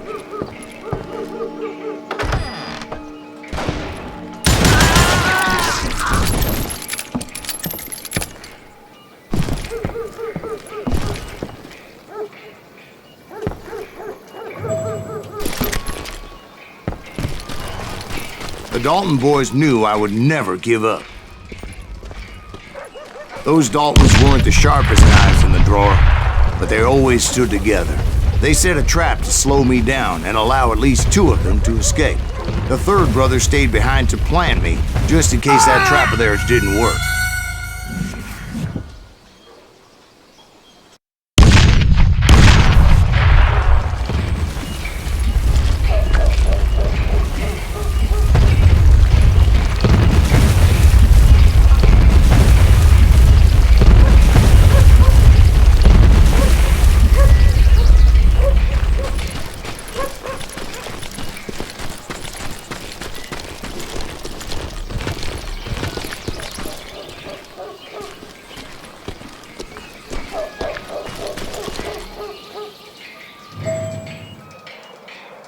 It was Emmett, the youngest, and he decided to stand his ground and face me down. I ain't afraid of you, Silas Greaves. This is where it ends for you. He was determined to protect his brothers. I understood how it felt. Taking me on all by his lonesome wasn't exactly a recipe for a long life. In the bone orchard!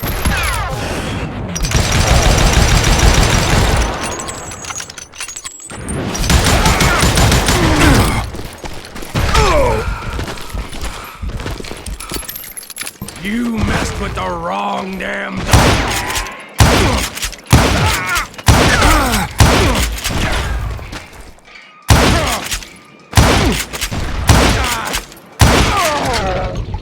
But Emmett Dalton survived the robbery in Coffeyville, He's the only Dalton who did. They say he was shot 23 times. Well, Dwight, who do you think put all those damn holes in him? But I have to admit, that boy had grit.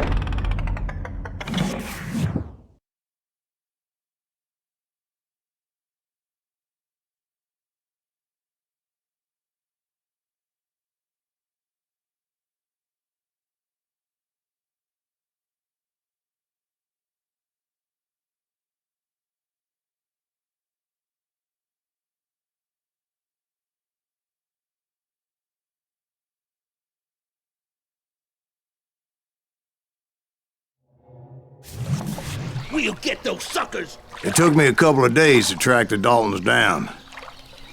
They can't get away with this! And in that time, a whole posse of local vigilantes offered to lend a hand. We'll track him to the ends of the earth. They seemed as determined as me to find those outlaws. But as we headed into those swamps, it was like I had my own private army. There was no way those boys were getting away this time.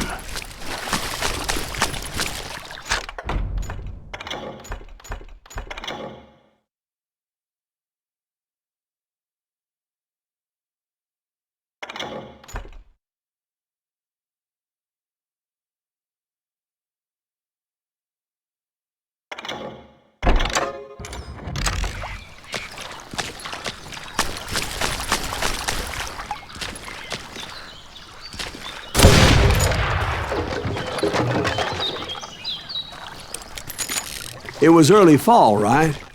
Beautiful time of year. At least you had the weather on your side. Not by my recollection. It was damp and foggy as hell.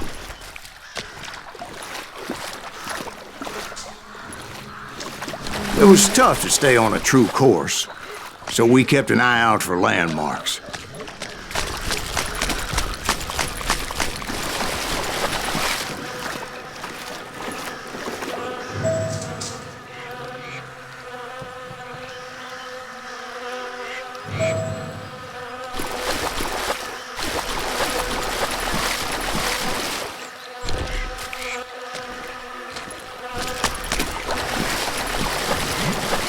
It was autumn. The maple trees were in full color, red as blood.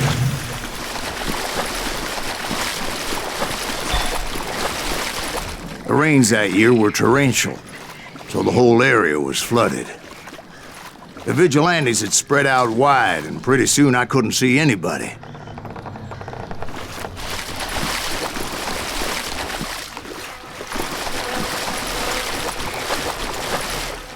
Bury them in the swamp! Let them where they stand! Except for some bitches ahead of me wanted to do me harm, so I had to face them alone. I wondered why my compatriots didn't come running when they heard the shots. Come out from behind me!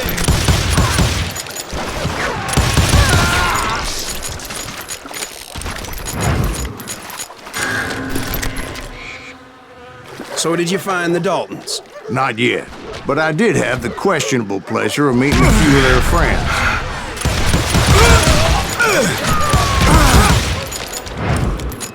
Can't believe you keep missing.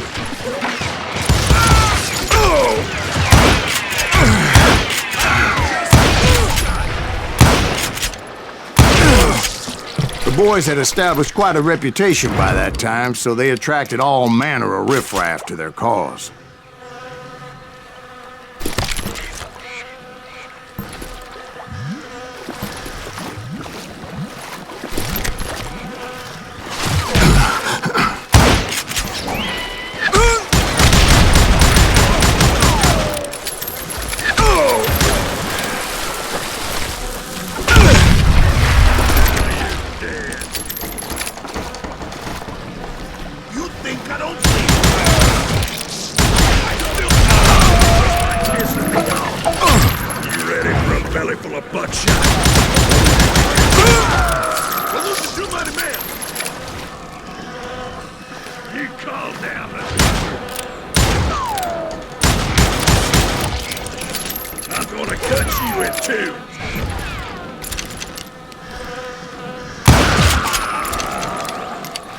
and my reinforcements was nowhere to be seen. Point being, I was under serious attack.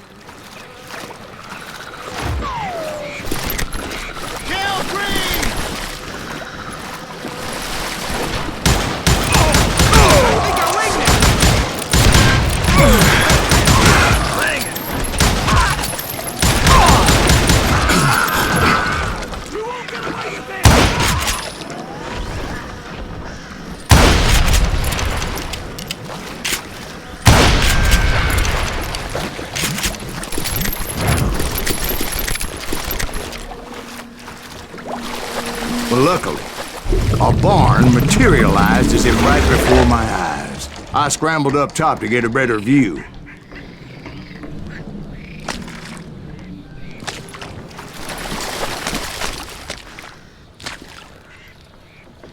But just ended up falling inside. So, how did you get out?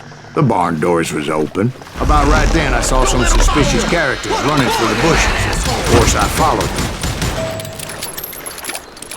But that goddamn swamp was like a goddamn maze, and pretty soon I had no goddamn idea where I was. Steve? So I just started walking, and pretty soon...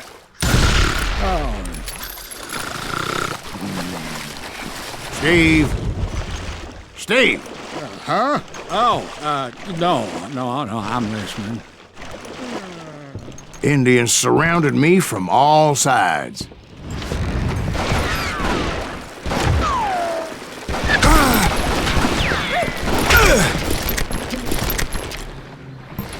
Indians? There were Indians? No. I just wanted to make sure Steve was paying attention. Now, where was I? You were following the Daltons through a swamp? That's right. See, Steve? Dwight's paying attention. No, I'm listening. I was just resting my eyes. So, where was I? The Daltons. Right. See, there's a reason so many outlaw gangs are made up of brothers. Being a brother is a very sacred thing. It's a bond like no other. Bounty hunters! Stop that, son of a So did you ever find the damn Daltons? Not yet, but I did find a few of their cousins. You Kansans breed like rabbits. More Smiths or Heimhoffers or who knows what. Shoot him in the head! But hell, what's more important than family? I bet Ben knows what I'm talking about. Kill that goddamn bounty hunter!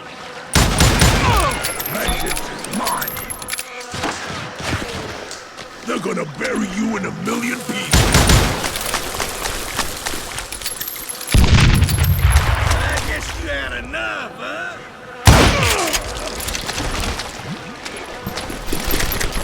Hey, got some!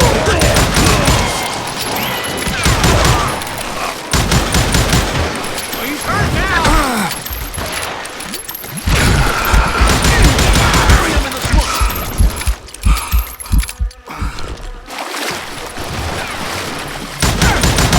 God damn him! I'm impendable! Now you're in trouble. Keep shooting. I don't mind. Death is too good for him. Waste your bullets. Go ahead.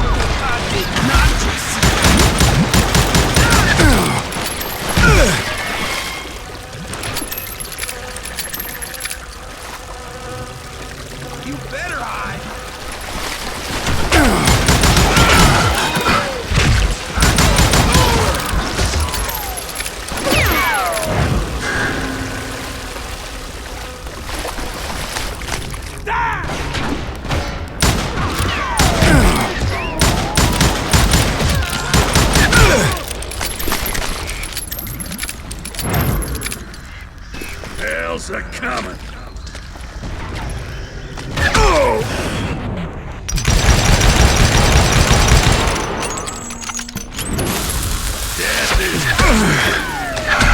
I knew those Dalton boys were out there somewhere, standing together against anyone who would threaten them.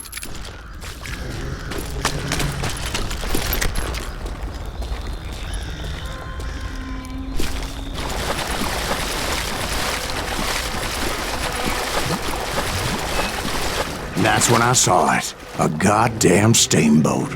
A steamboat?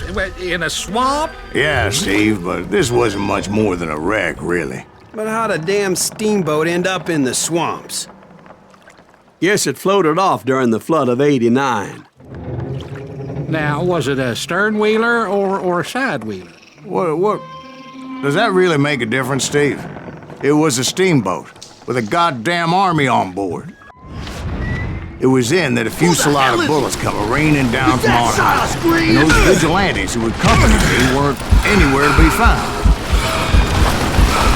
But among those men that were shooting at me, I thought I saw some familiar faces.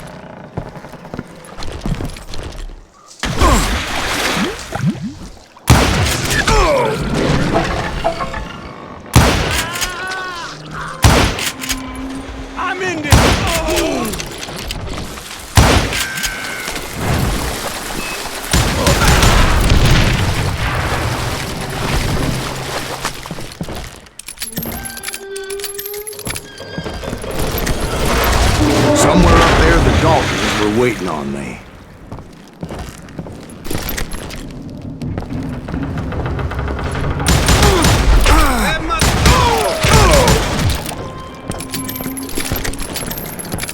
Yeah, you know you can't. Sounds like you don't give up too easy. That's the kind of man I am, Ben. I set out to do something. I do it. Surrender just ain't in my nature. Plus, I'm stubborn as hell.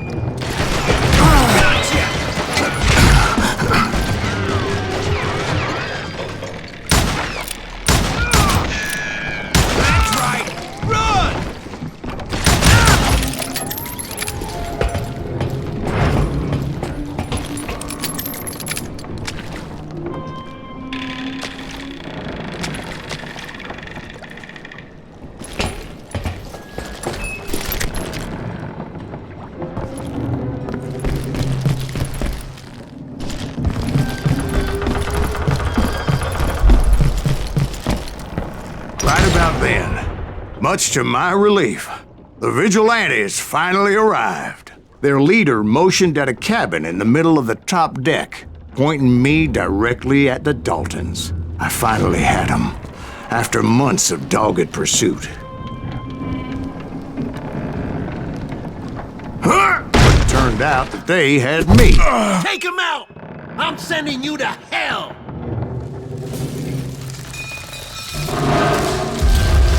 The Daltons had played me like a fiddle. Apparently, the vigilantes were on their damn payroll. They didn't just want to shoot me. They wanted to burn me alive. But finding my way out of a burning labyrinth proved to be quite a challenge. It was a riverboat, right? I mean, it's not like it was a goddamn ocean liner. Well, yeah, but I was in a fight. Did you hear about that ship that's gonna launch next year? Largest one in the world. You're talking about the Titanic. If you ask me, it's too blessed big. I don't think it'll float. So anyway... Don't be stupid, Steve. They know what they're doing. They say that the Titanic is unsinkable. Oh, God. But getting back to that steamboat, how did you get off it, Mr. Greaves? I took in a lot of smoke that day, so I admit my recollection might be a bit hazy. But somehow I managed to finally disembark. It was time to settle this once and for all.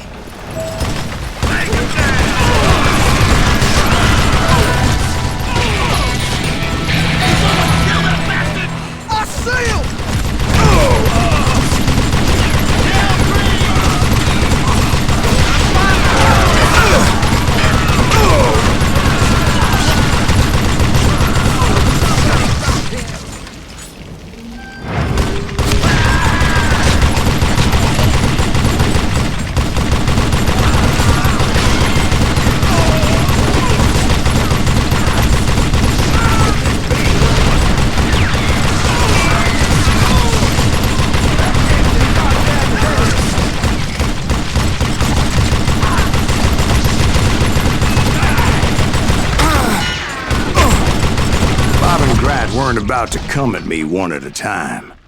They were in this together. Two brothers side by side, determined to take me down. Confident that this time the odds were on their side.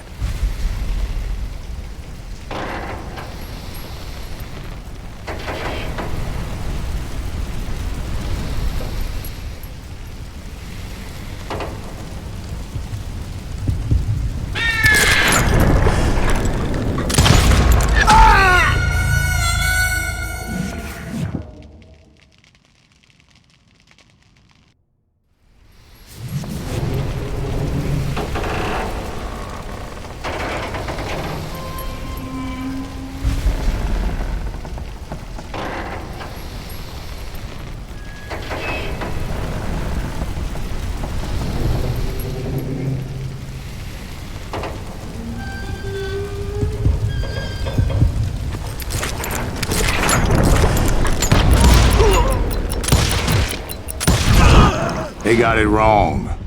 A sad end for those two. If they'd only known that Emmett was still alive despite his wounds. Paroled 14 years later, he moved to California and sold real estate and lived off the legend of that fateful day. And the tragic death of his two brothers.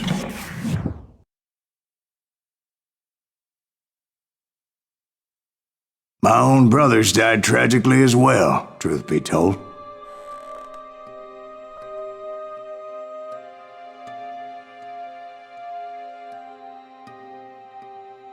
It was 1868, and me and my older brothers were pulling a tidy profit running cattle into Juarez, Mexico. One night after my brothers retired for the evening, I found a little poker game in a cantina with a couple of cowboys. And I just couldn't lose. I even won an old Spanish coin that had to be 100 years old. Well, I was mighty pleased with myself the next morning as my brothers and I rode for Texas. But before we crossed the border, those cowboys caught up with us. It was Johnny Ringo, Roscoe Bob Bryant, and another asshole named Jim. They wanted their money back and everything else we had, including our lives, as those boys didn't want us coming for them later. Bob put that old Spanish coin in my mouth and said, "I won't have it said that I left you with nothing, boy." Well, those horses bolted, and there we hung as those bastards rode away. The branch finally snapped under the weight of the three of us, but being my older brothers were bigger and heavier, they were already dead. And right then I swore to myself that I would avenge them. Ringo you know about. But Bob eluded me, until I heard he was riding with the Wild Bunch.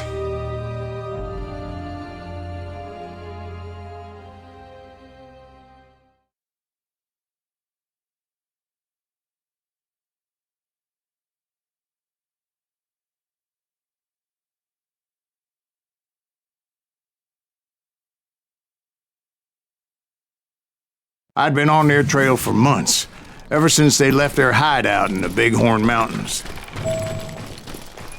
Led by Butch Cassidy, they were a loose association of outlaws who robbed banks and trains from Colorado to Montana.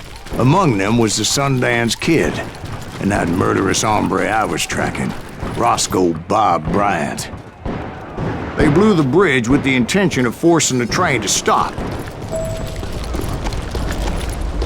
Well, I assumed the Wild Bunch was likely in the still intact part of the train high above. I was determined to make that sumbitch Bob pay for what he did to my brothers.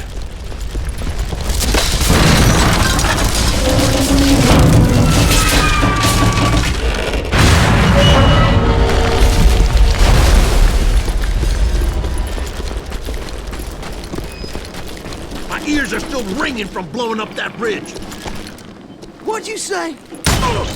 Well, I made my way off unscathed and came upon a few members of the gang and had no choice but to dispatch them. From there, I had to negotiate an even more precarious route. But first, I would need to get my ass out of there.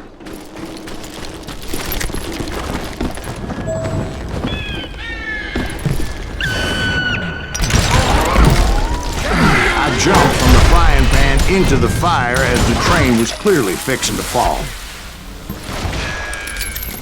Found the gang, but in order to find old Bob, I needed to fight my way forward past a whole passel of desperados.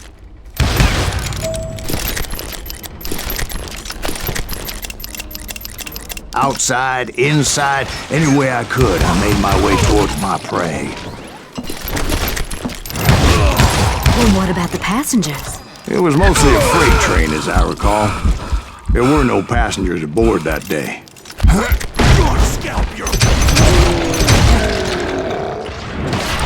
You're mine for this! You...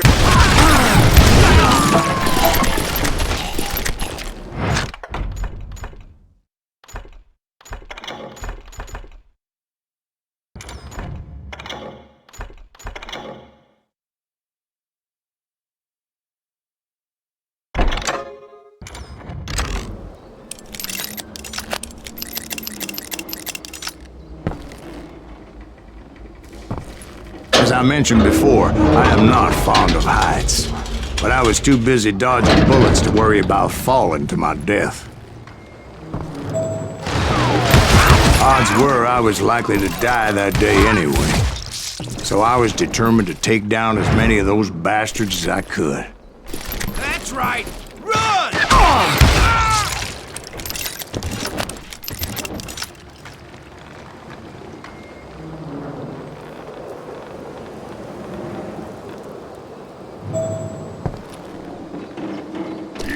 At times, it was like shooting ducks in a shooting gallery.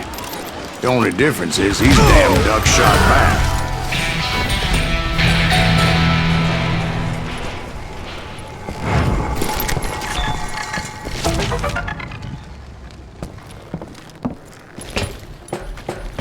I kept hoping the law would show up and give me a hand.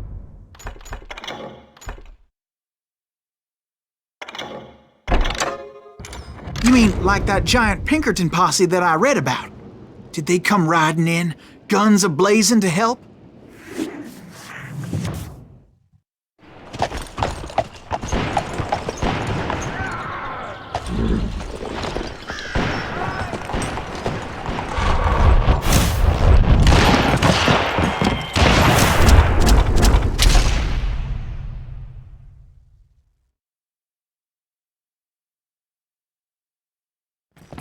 Help?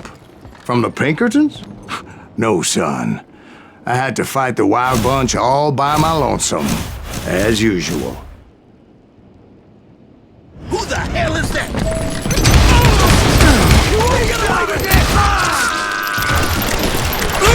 Cover! Retreat! Retreat! He's killing everybody!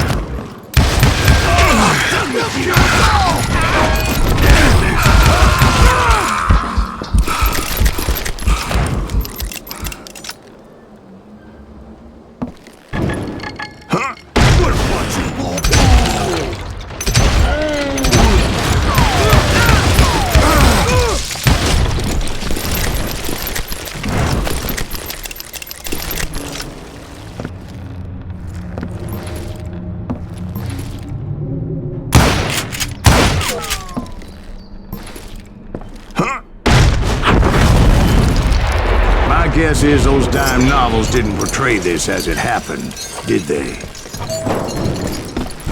Only a few stragglers were left, and I had to cut them down pronto if I was going to stay on old Bob's trail.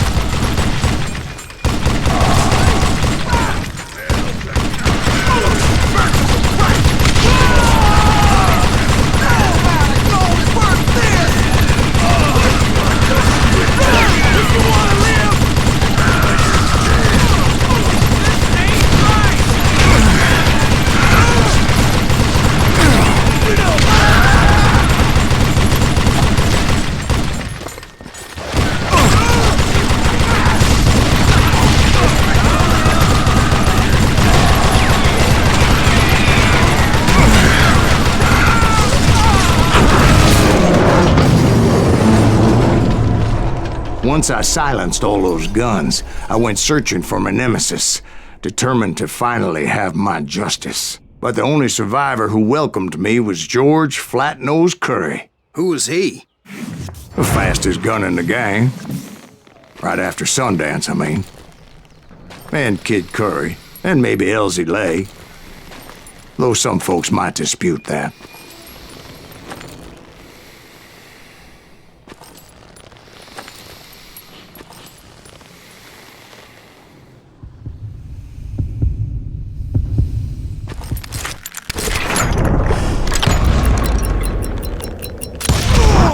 On that very same day, Butch Cassidy and the Sundance Kid decided to leave the Wild Bunch behind and decamped for South America.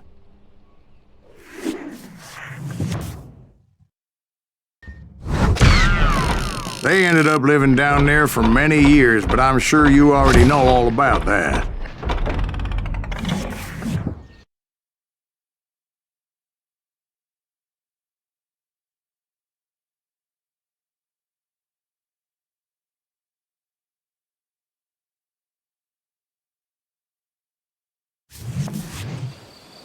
I tried to find Bob Bryant, but it was as if he'd disappeared. Sometime later, I heard the Wild Bunch was back together. Kid Curry escaped from jail, and now he was running the whole shebang. So I took to their trail, as I was still in pursuit of my brother's killer and hoped that he was back with them. That Kid Curry's kinda crazy, ain't he? Don't let him hear you say. Anyways, I tracked those boys to a camp right outside Parachute, Colorado.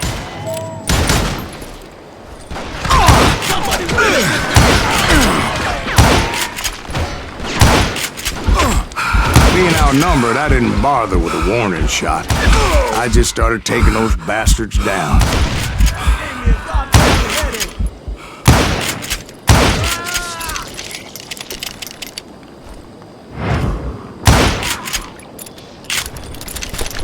Old Bob wasn't among them, and neither was Kid Curry. I could sense him close by, however, plotting something nasty. I just needed a clue as to their whereabouts.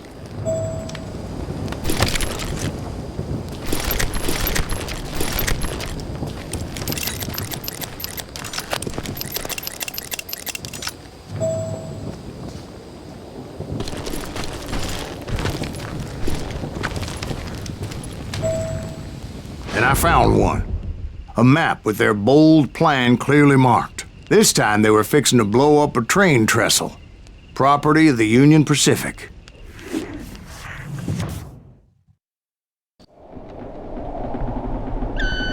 The plan clearly indicated how they were fixing to undermine several of the weakest wooden supports.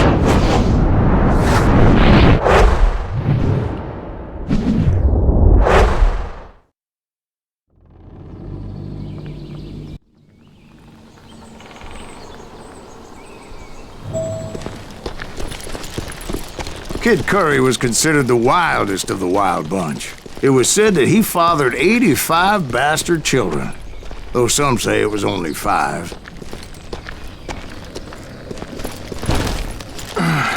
Kid Curry had bragged to a whore how he was going to rob a train heading to the U.S. Mint in Denver. And that whore, Fat Sally, she told me. The bridge was rigged with dynamite, so I decided I'd best be careful confronting those bastards.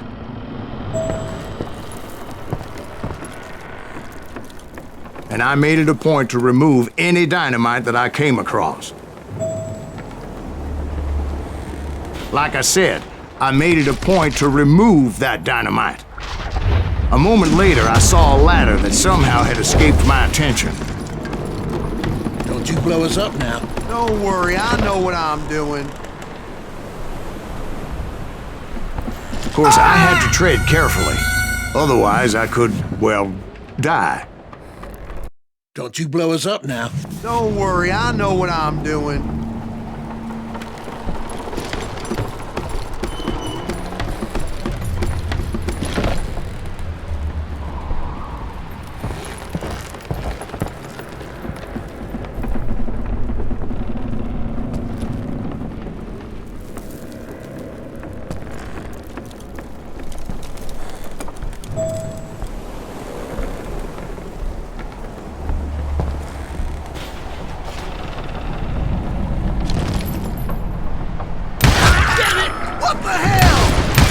But the Wild Bunch did not take kindly to my presence and attempted to blow my head off. It appeared the kid had found a number of new recruits to bolster their ranks. Guess there's always desperate men willing to trade their lives for stolen treasure. What happened next? Well, having removed the first bundle of dynamite, I decided I might as well remove the other one. Once that was done, I figured I'd find my way from there.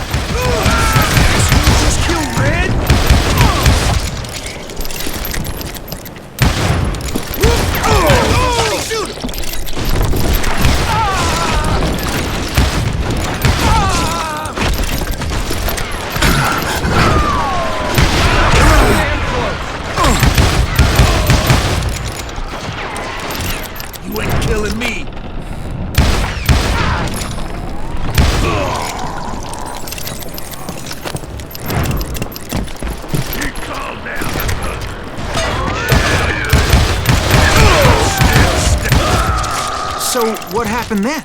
I had to remove more of that damn dynamite.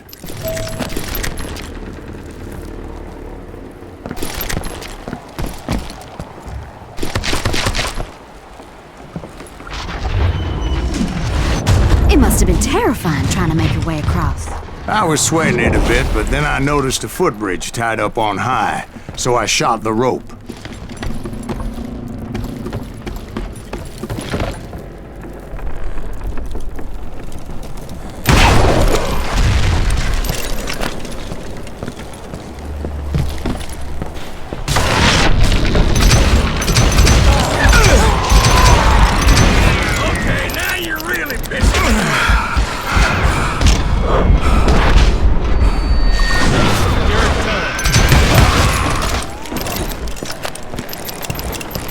So that was all the dynamite?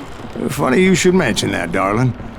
As actually there was a fourth charge impeding my progress. I'm putting you down.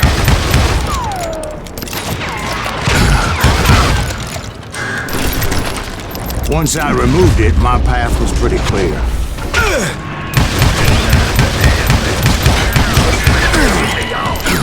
I'm gonna blow your damn head off.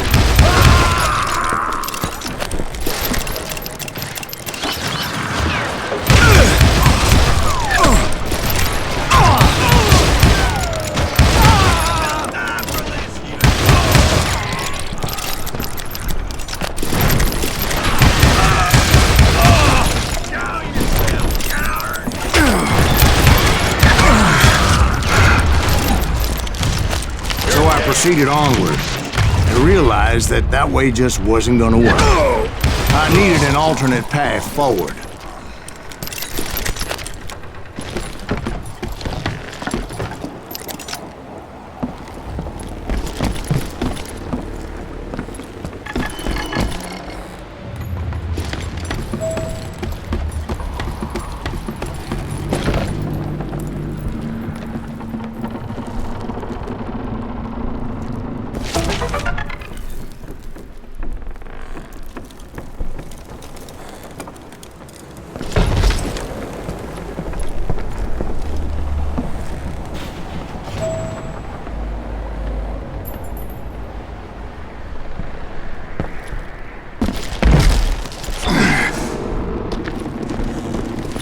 Luckily, I found a cave, and as I made my way back to the bridge, I saw something that concerned me.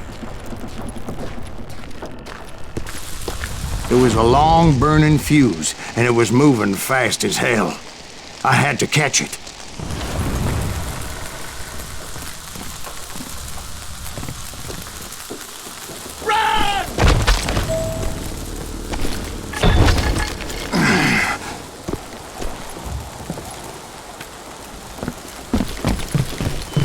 Not reaching it in time would have been unfortunate.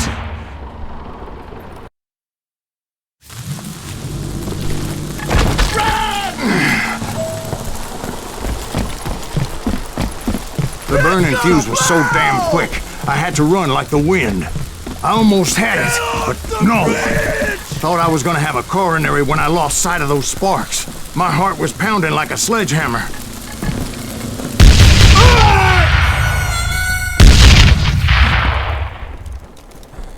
Get off the bridge!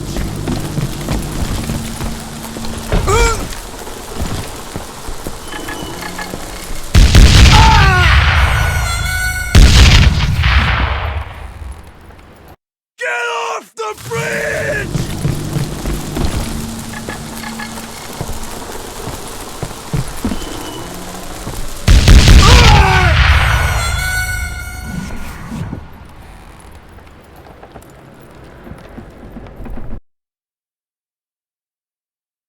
Get off the bridge!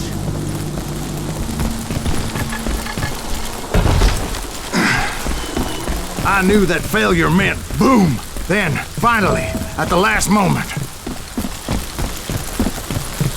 Whew. Of course, I was successful, or clearly I wouldn't be talking to you folks here today. Naturally, I removed the last dynamite charge. Well, it was a touching reunion.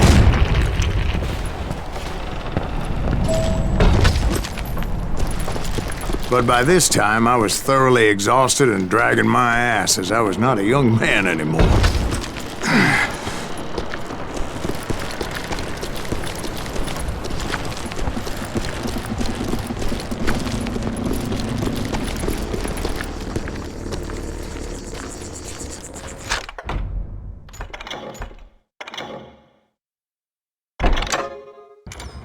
Kill that SOB! Make him bleed! Send him to perdition! Finally, I found those boys. Or more precisely, they found me. Nuttier than a damn fruit cake!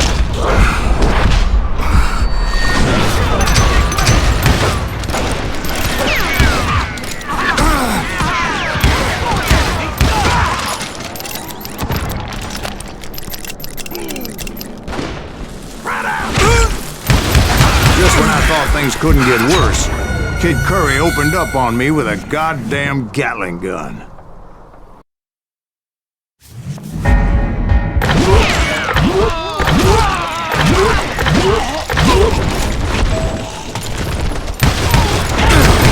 Disgracer! You turned at me! Nuttier than a damn fruit cake!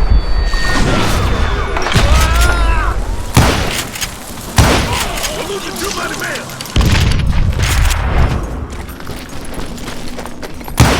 Just kill him, for Christ's sake!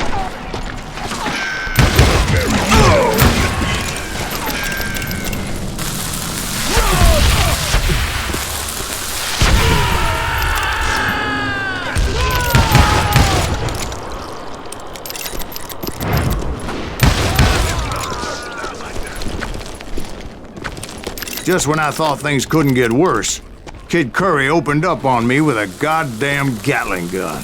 It was hidden in this tunnel and pretty well shielded.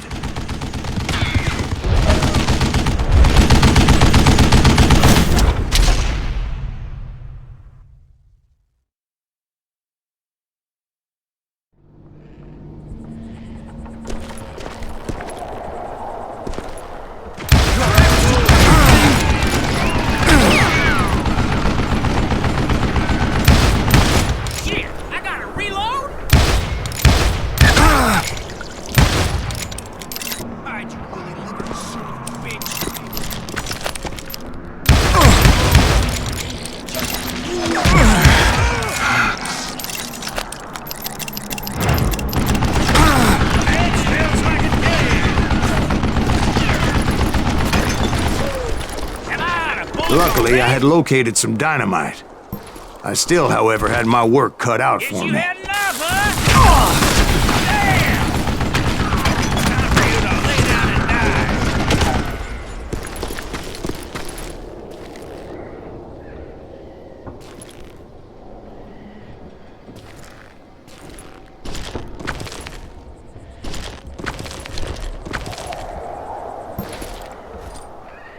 You know who I am? I think he's scared.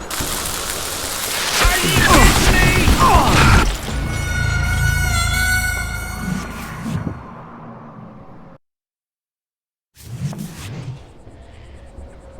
Had enough? This is the last mistake you'll ever make.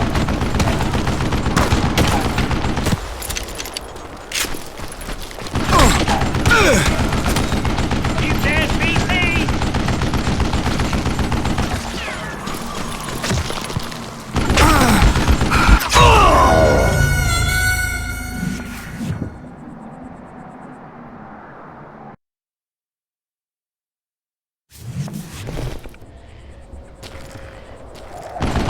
You know who I am? Come out, you yellow bastard!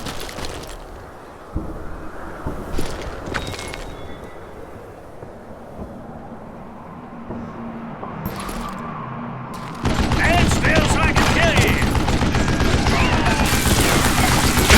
It's not fair! Show yourself, you!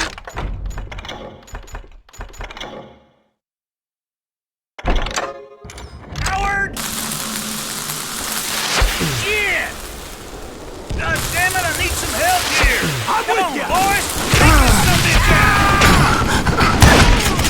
Can't beat me! Damn! Get out of here, you coward! Time for you to lay down and die! Like this, cocksucker! Move it, boys! Come on! Are you kidding me?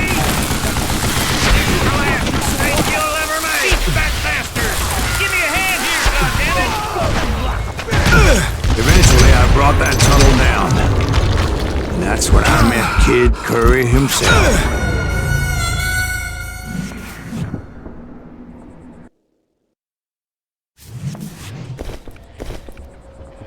Can't beat me!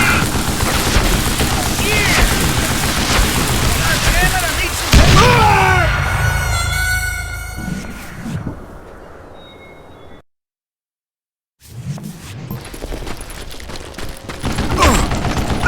Stand still so I can kill you! Damn! God damn it, I need some help here! Come on, boys! Take this something down! Last mistake you'll ever make!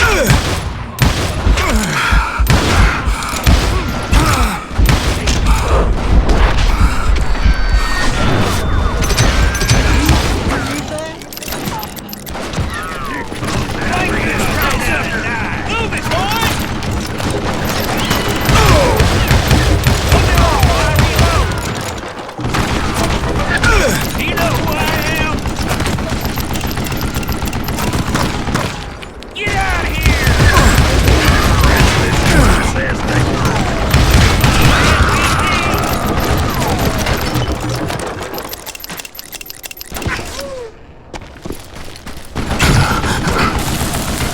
Are you kidding me? Stand still so I can kill you! It's not fair! Damn! This is the last mistake you'll ever make! Shit!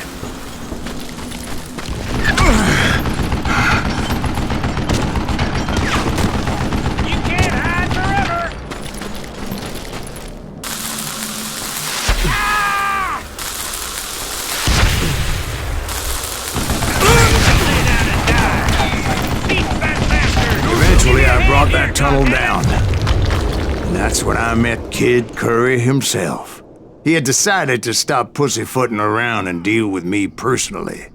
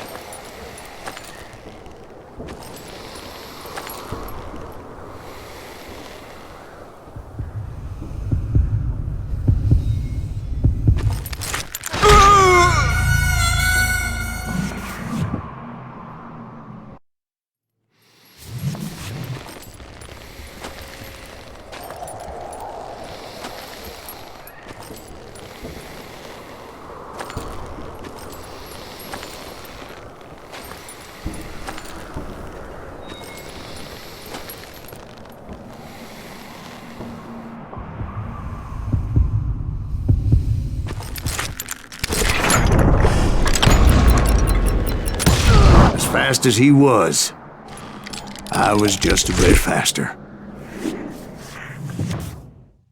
And as he lay wounded, I demanded to know the whereabouts of Roscoe Bob Bryant. He shouted at me, "Is that what this is about? Bob went with Butch and Sundance to South America. You ain't never finding him."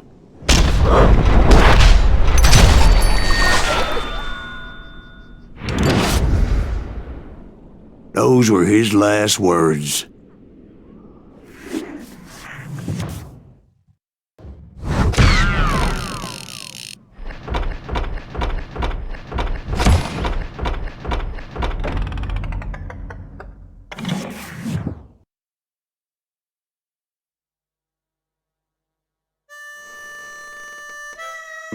So, Bob Bryant got away? I knew I'd never find him in South America. What about the other killer? Yeah, you kinda glossed over that one. Well, I found Jim not long after my showdown with Ringo. At the time, he was riding with the James Younger gang. Did I neglect to mention that?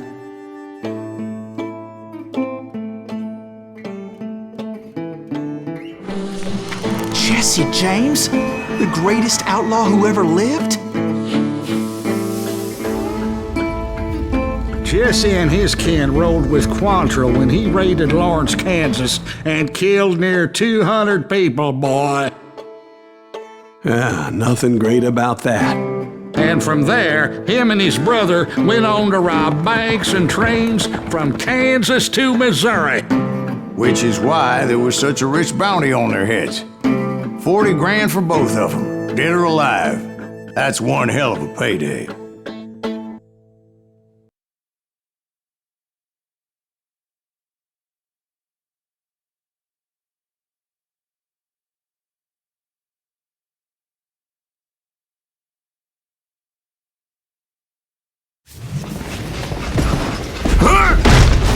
I confronted them as they were robbing a train. Bullets were flying at me from every which way. But I knew I'd have to fight my way forward if I was gonna find this Jim.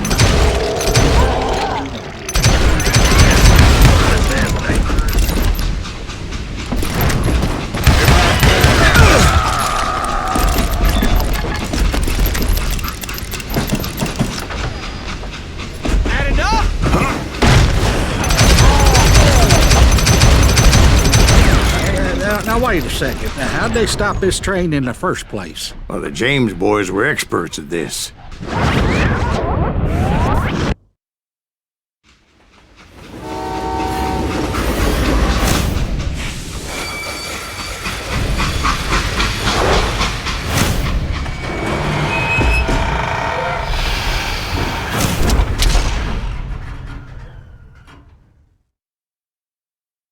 They hopped a freight train, having heard there was a big payroll in the express safe.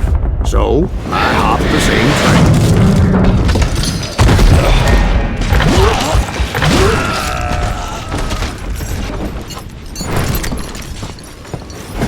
The James Younger gang was decimated after that little fiasco they had in Northfield, Minnesota.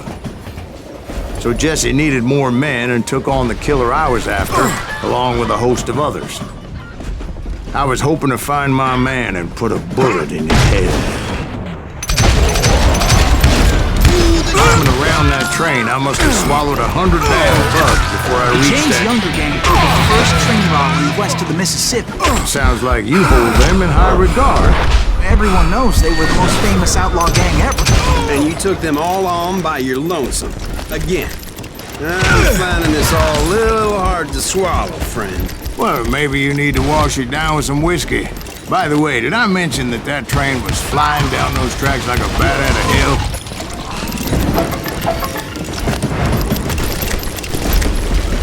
I'm gonna cut you in two. Anyway, excuse me, Ben. Where would I find the gentleman's facilities? Suddenly I have an urgent need to drain my one-eyed snake. Well, I've had more than a few drinks, and I've been sitting here for quite a spell. Right through there. Let me show I've you. never heard so much malarkey in my life. You think he's bullshitting us? You don't think he's Silas Greaves? I think he's just some old drunk looking for some free liquor. I don't know, Jack. I think I believe him. You don't think he met Jesse James? Oh, you gotta be kidding me. That story makes no sense at all. Jack. I mean, you gotta be 2 bricks short of a load to believe that cock and bull story. I don't agree. Jack, lay off the But bar. you seriously think that tired old man went toe-to-toe with Jesse James? Well, that's better. Coming back. Did I mention that this Jim was married to the infamous Belle Starr? Of course, I didn't learn that until later. Anyway, I made my way forward the best I could. Around the sides, over the roof. At some point, somebody saw me and shouted out, "It's the damn Pinkertons!"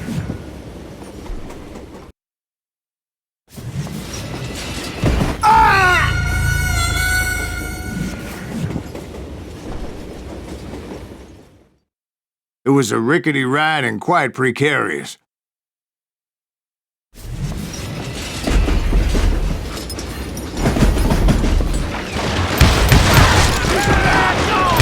At some point, somebody saw me and shouted out, "It's the damn Pinkertons!" It's the damn Pinkertons! Now, I never worked for that limey cocksucker, but I guess they assumed I was one of his assassins. Just shoot him! Those evil bastards firebombed Jesse's mother's house and killed his stepbrother. So it's no wonder each and every asshole on that train wanted me dead. Everybody's always mistaking you for somebody else, aren't they? Why is that, I wonder? Don't rightly know, Jack. I'm just telling you how I remember it. I bet you are.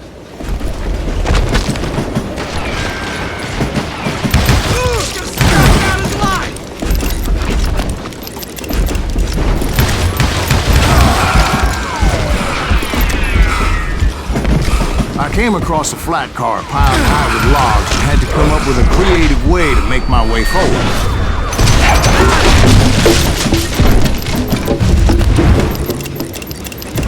I wondered if I was ever going to find the front of that train, or the bastard I was after. Right about then, I was attacked by some asshole on a Gatling gun. Yeah, seems like you run into a lot of them. Asshole? Gatling guns. Yes, I did. Now, I don't remember how I took it out. It was either a bullet or dynamite. Where would you find dynamite? Does it really matter, Jack? You're messing with the flow of the story here. Damn, this thing!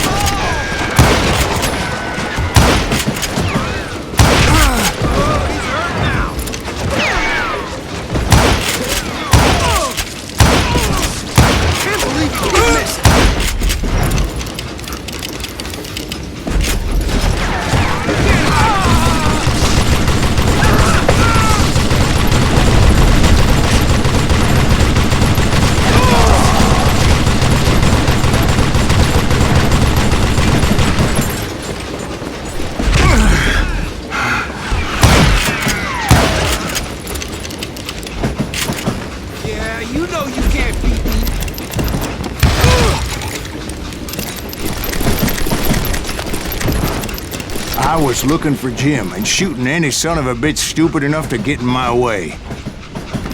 And that included Jesse James himself.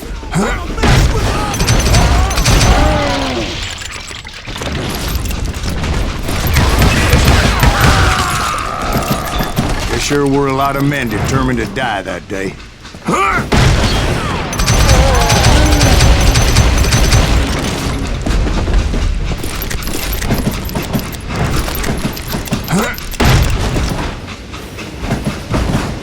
It was then that Jesse detached the express car from the rest of the damn train.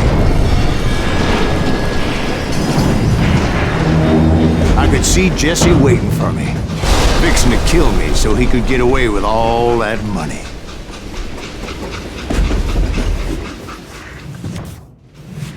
You had a showdown with Jesse James? Of course he didn't. Everybody knows that Jesse was killed by Bob Ford. Yeah. Jesse went out like John Wesley Hardin. Coward shot him in the back of the head. Guess it doesn't matter how far you run, does it, Ben? Your past always catches up with you.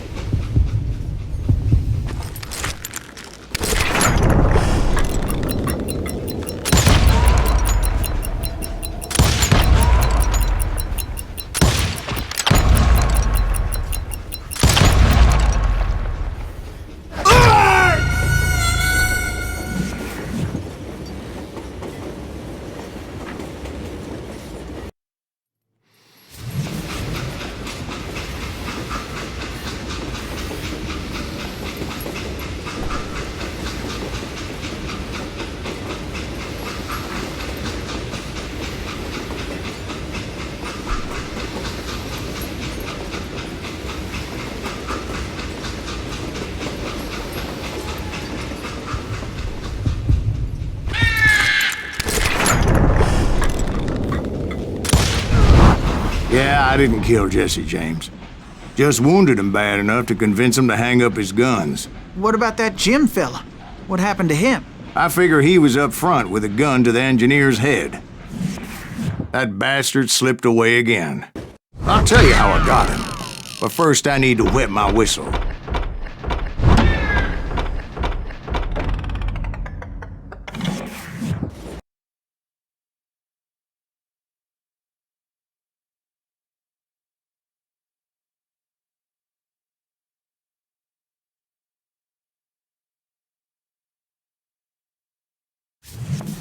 After my showdown with Jesse, I continued to track his brother, Frank, and that son of a bitch, Jim. I followed those bastards into the high mountains as they were going to ground. What mountains would that be? Somewhere in the Ozarks, I believe. A perfect place to hide out from the authorities. In fact, before I could find them, some Indians who fled the Reds and were hiding out from the military found me first. They probably thought I was a cavalry scout and didn't want me telling the military where they were. Injuns? Yeah, they could have been Cheyenne, but there was all sorts of renegades roaming the landscape back then.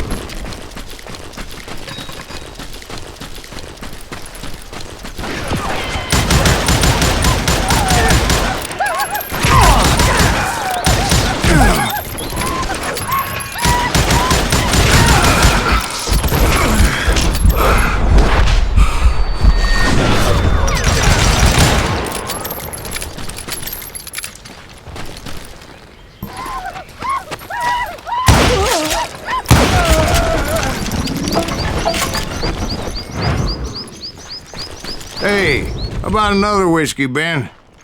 Nothing better to soothe the troubled soul.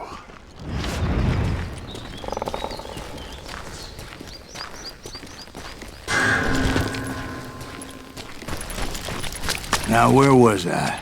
Indians, right. I had more than my share of run-ins with the red man. Like that time... Did I tell you about Grey Wolf? Yes, sir. You did. Ah, of course I did. In fact, I can still remember that old medicine man's words to me. Jesus Christ, we're back to that again?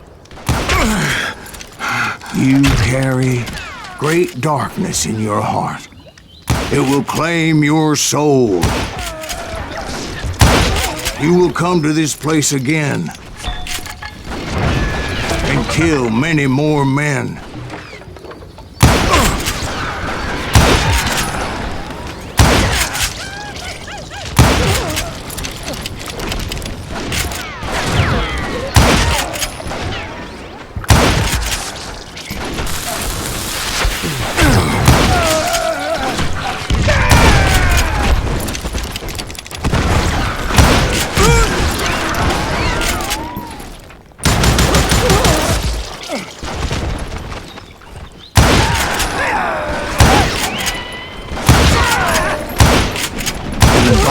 Will grow until it consumes everything you are.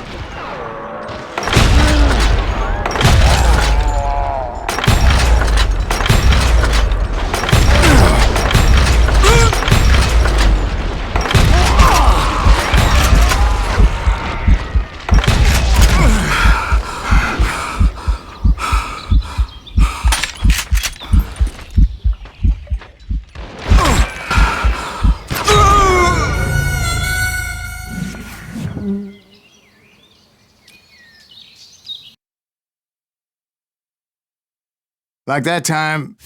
Did I tell you about Grey Wolf? Yes, sir. You did. Ah, of course I did. In fact, I can still remember that old medicine man's words to me. Like that time... Did I tell you about Grey Wolf?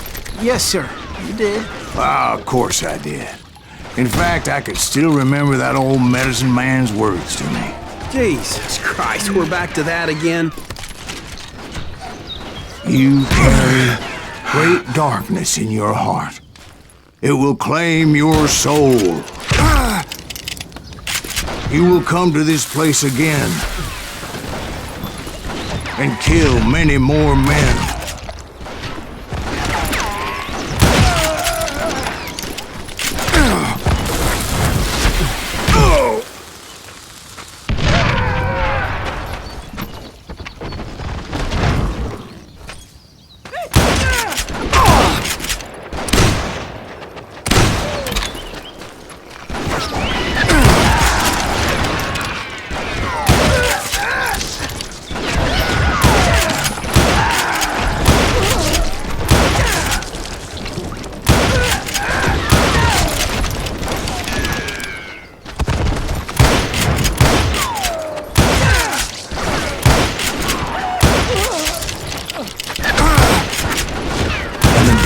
Will grow until it consumes everything you are.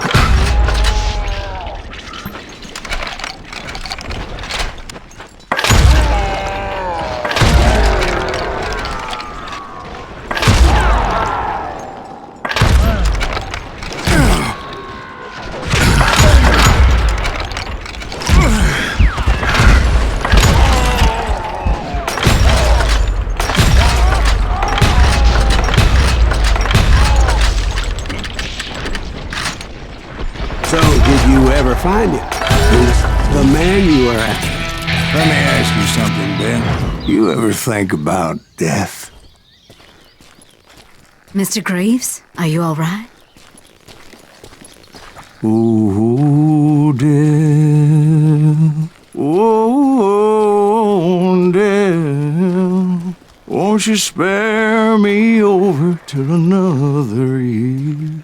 What is this that I can't see with ice cold hands taking hold of me? Well, I am death. none can excel. I'll open the door to heaven or hell. Oh, Dad, won't you spare me over till another year? So are you gonna answer the question? What question is that? Jim Reed. Did you ever find him? Reed was indeed that son-bitch's surname. That's right, Ben. A despicable character. I remember him laughing like a hyena that cold morning they lynched me and my brothers. He was intent on avoiding my vengeance, but nothing was gonna stop me. Nothing.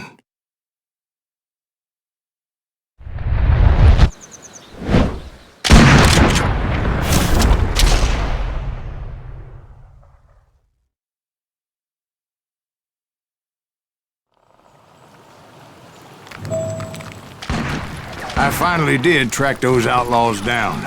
They had long rifles with scopes and were well positioned to pick off any poor soul who came anywhere close.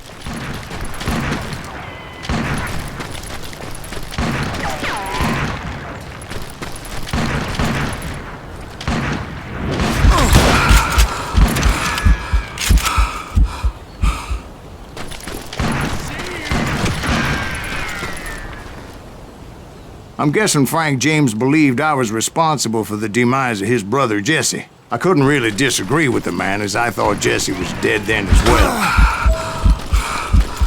He backed off as I closed in on him, but he was still intent on killing me. And when I closed in on him again, he backed off again, looking for a better angle on me.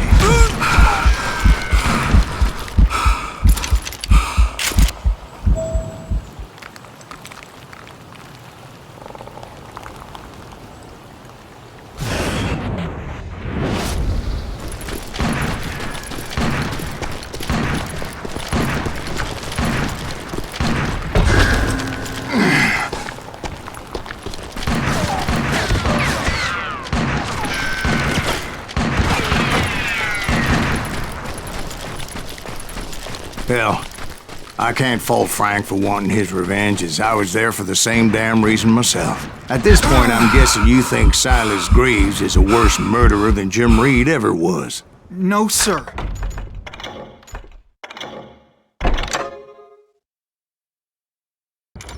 A man who spent half his life killing somebody's brothers, fathers, sons. I think you were just looking for justice, sir. Is that what I was looking for, Dwight? Is that what it was? Justice? Isn't that why you were hunting the James gang? The James gang. Right. I finally found Frank holed up in his mountain cabin, and he was determined to have me dead. It was a pitched battle that could have gone either way. Luckily, I had some dynamite in my possession. Dynamite? On your person? A few sticks, just in case. It's always good to be prepared. Right. I'm just laying out the facts as I remember them, Jack. Take him out! He's just one man! I want that bastard dead! You a new one! This is gonna hurt!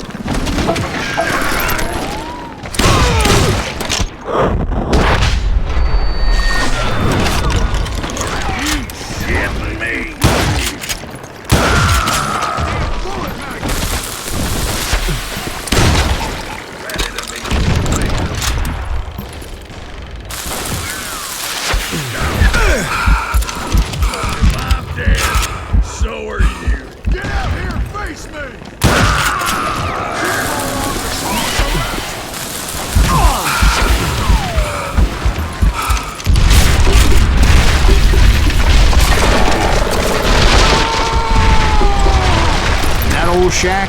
Well, it went tumbling right off that cliff. With Frank James still in it? Yes, sir. But Frank James is still alive, living in Missouri, showing folks around the family farm for 25 cents a tour. I didn't say he died in the fall, now did I?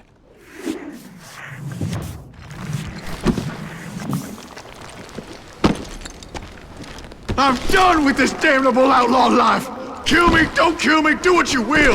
At this point, I just don't give a shit! I explained to Frank that I had nothing against him personally and that I was looking for someone else. You want Reed? Have at him! I never did like that bastard! I am done here! We parted in peace as Frank pointed out the path to my prey before making his way back down the hill.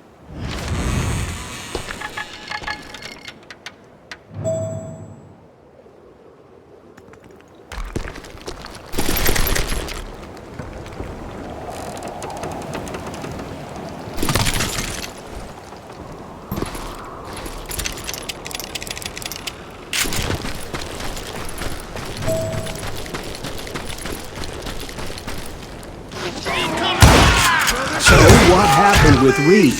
Well, I finally found the last of the gang hiding in a nearby cave.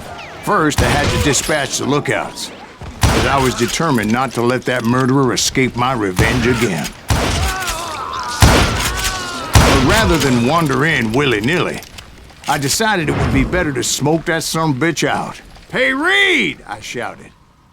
"No wonder you're so ornery. Can't be easy being married to Belle Starr. While you're off providing for the family, she's spreading her legs for every Tom, Dick, and Cole younger. Not an attractive woman exactly, but very friendly. At least she was to me." Son of a bitch! It was then that the last bunch of bandits jumped out of hiding. Why won't this asshole give up? Will someone please kill him?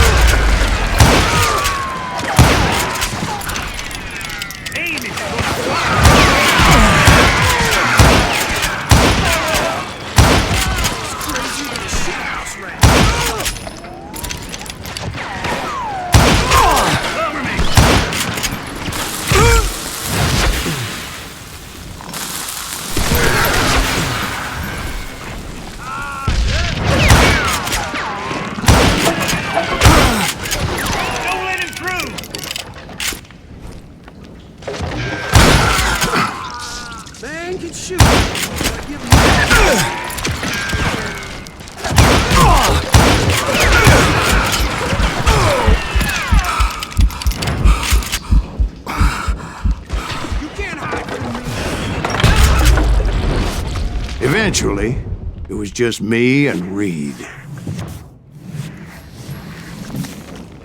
I had waited a long time to face him down, so I could repay him for what he did to my brothers.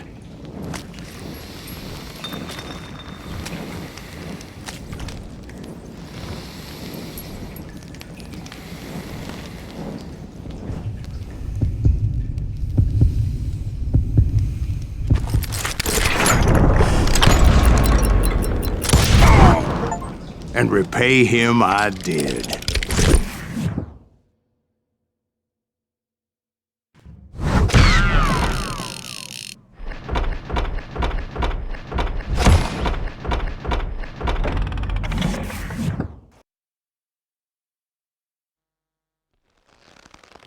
Well, I don't know about you boys, but I'm pretty beat. Well, it's too damn bad you never found that Bob character. Seems a shame he never had to pay. Well, funny thing about that, I did have one more chance at him.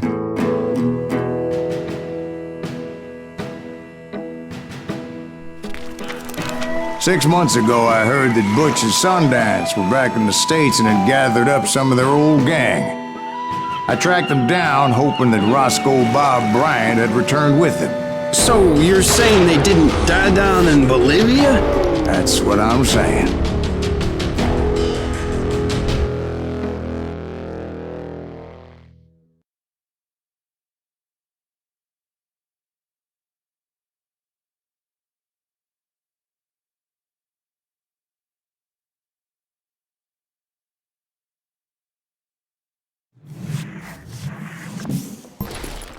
40 years I had waited to get my hands on the last of my brother's killers. Not even an army of demons could have stopped me now.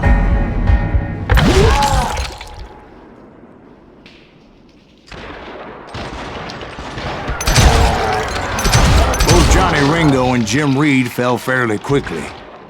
But the last one, Roscoe Bob Bryant. That son of a bitch had managed to escape my vengeance time and time again.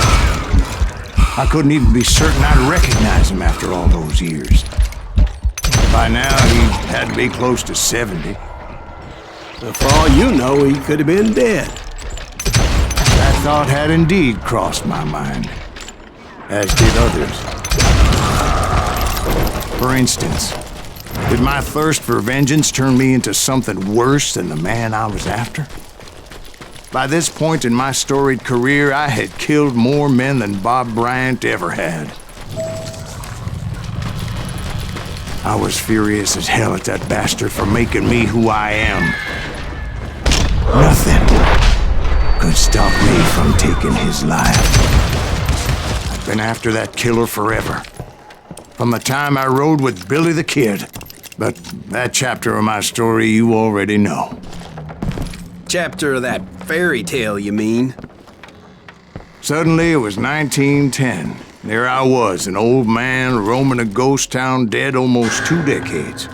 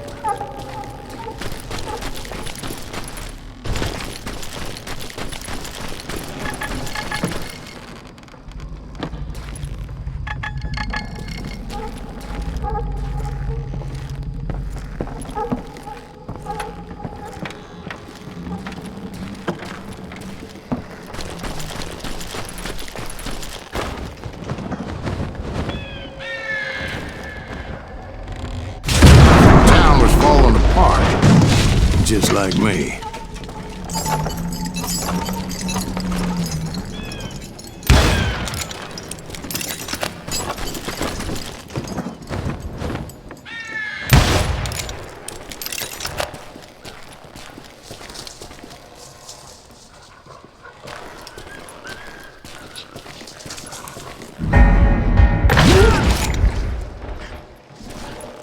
But I wasn't about to call it quits.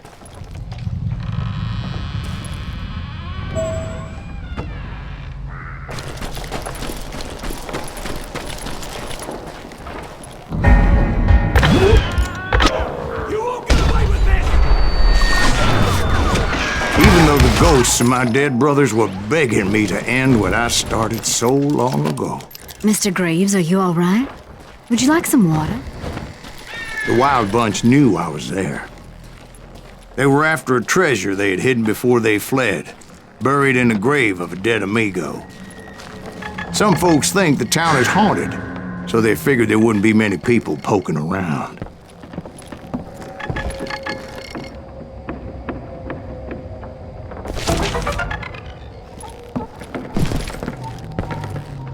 I intended to fill that grave with Bob Bryant's corpse.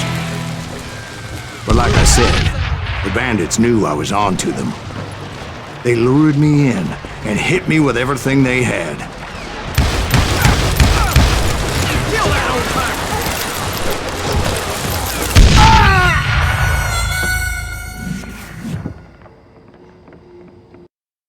They're gonna bury you in a million pieces.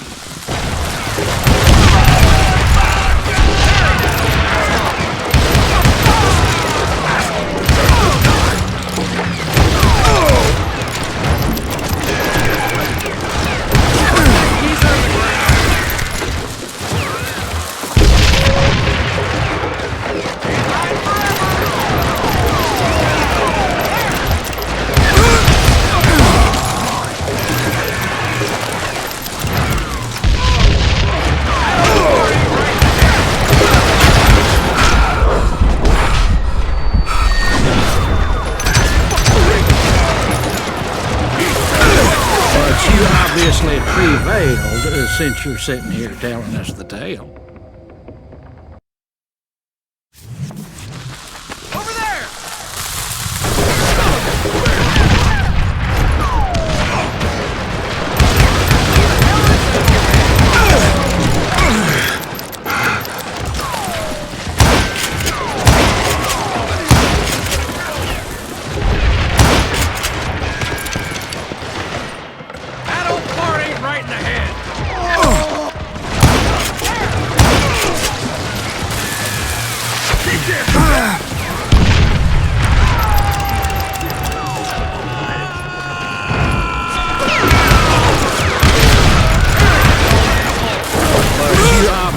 Prevailed since you're sitting here telling us. Actually, in that moment, I did not prevail.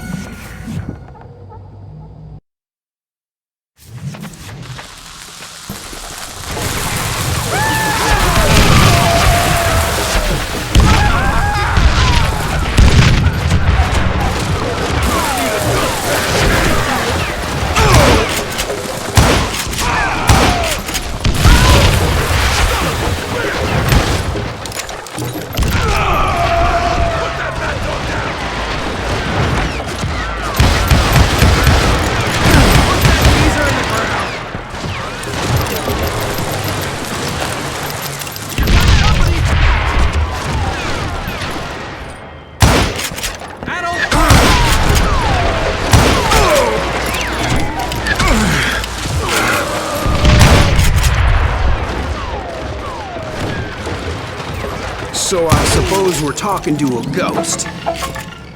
Funny you should put it like that, Jack.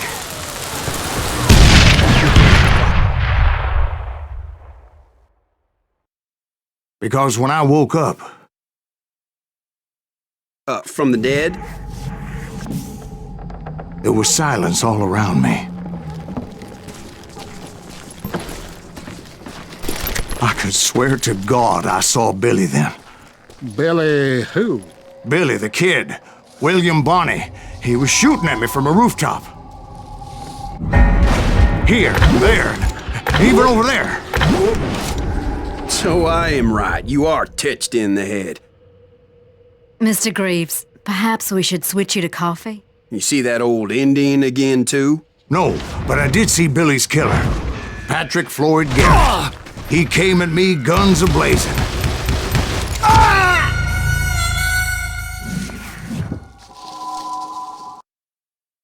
But I knew that old war horse had died 2 years before. I wondered if maybe I was dead too and confronting the ghosts of my past. Perhaps all my sins were coming back to haunt me and drag me down to perdition. I saw Henry Plummer throw dynamite at me.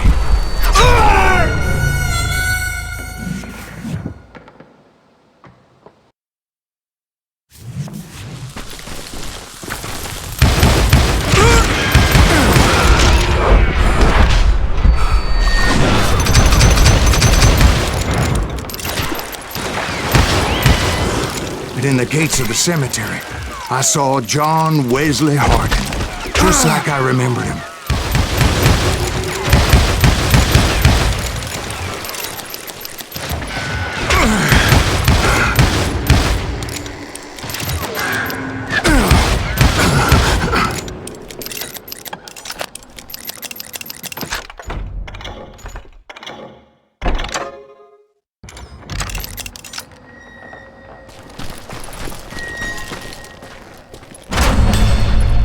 Robert Ollinger appeared with his terrible double-barrel shotgun. No ghost army was stopping me. My father-in-law got hit with a fallen branch. He spent the rest of his life talking to dogs. Newman Hayes Clanton, William Brocious, John Newman Hayes Clanton, William Brocious, John Peters Ringo, they all wanted me dead.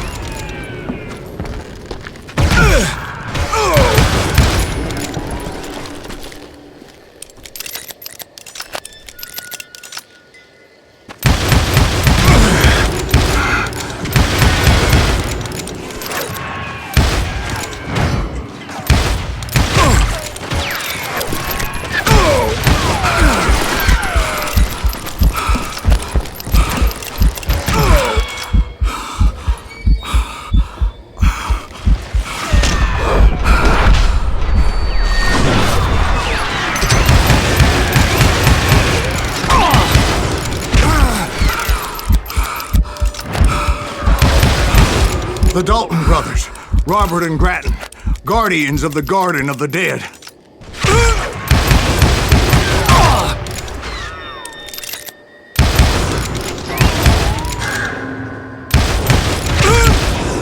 George Curry and Harvey Logan, alias Kid Curry, both thirsty for vengeance from the great beyond.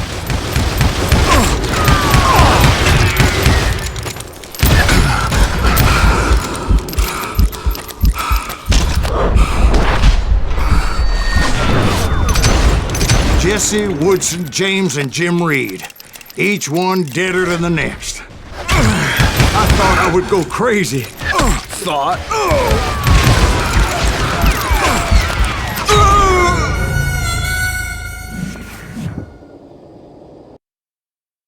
The Dalton brothers, Robert and Grattan, guardians of the Garden of the Dead.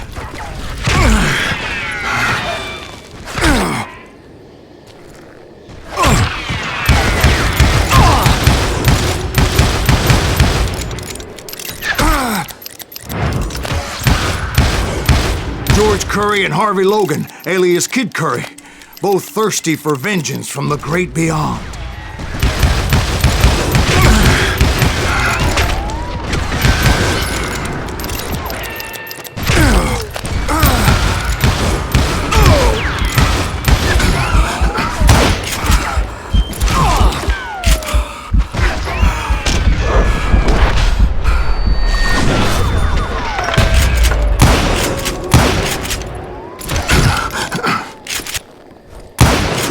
Jesse, Woodson, James, and Jim Reed. Each one deader than the next.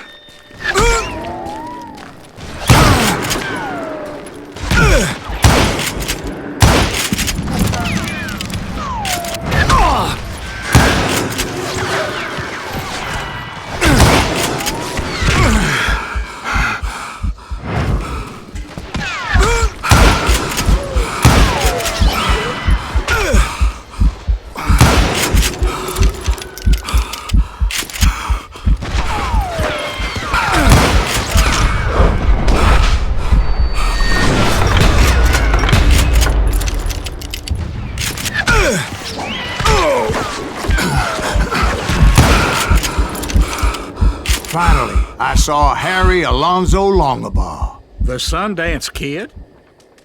Like a general leading his legion of the dead. You told us before that you'd seen him alive. He was alive.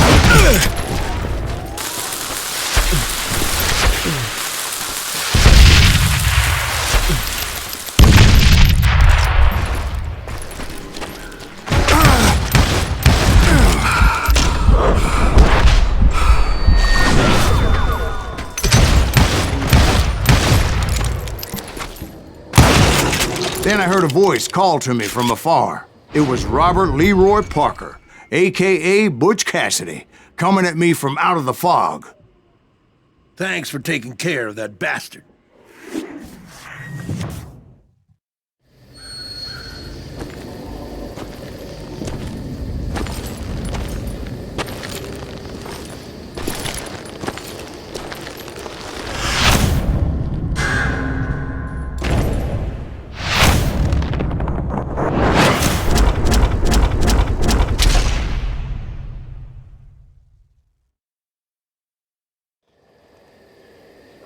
But the kid wasn't quite deceased.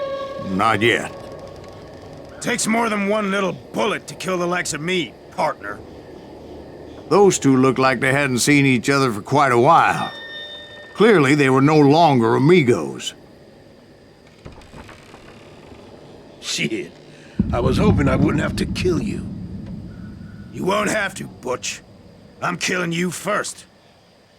I asked them about Bob Bryant, but they were too busy with their own heated conversation. Let me get this shit straight. You want my money and the love of my life? You frittered it all away, Butch. Edda's mine. So is that damn money. I didn't want to shoot anybody until I had an answer to my question, but those boys didn't give me much of a choice.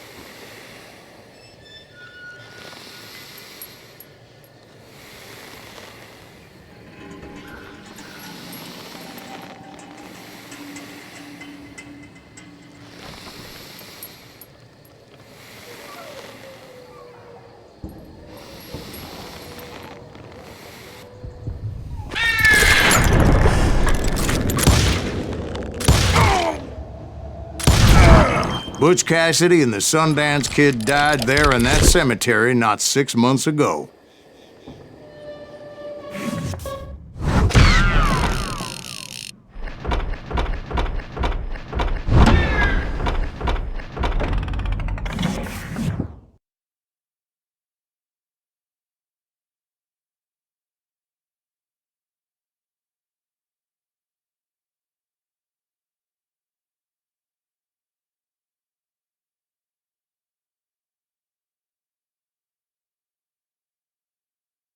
Butch Cassidy and the Sundance Kid were killed by the Bolivian army. Everybody knows that. That's the legend, but it ain't the truth. So, you never found Bob? There is no Bob. This old sumbitch ain't even Silas Greaves. Sir, Is that true? Have you been pulling our legs this whole time? Well, not the whole time. Oh, man, I think you've worn out your welcome here. Maybe you're right, Jack. Maybe it's time to pay. You see, Ben, or should I say Bob, your past always catches up with you. I was a different man back then, crazy. Drinking, I've changed my ways, I swear to you. If I could turn back the clock, But you can't, Bob.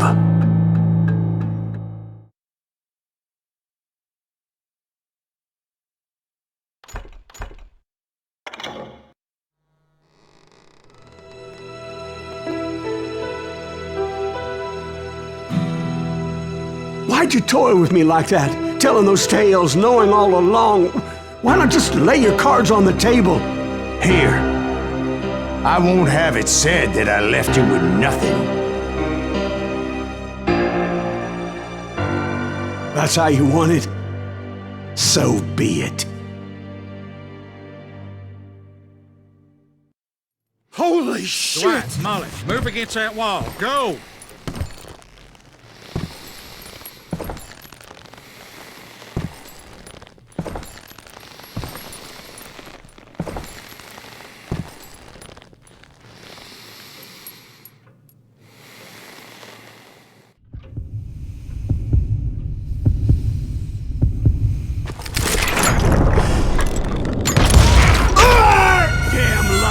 Drifter!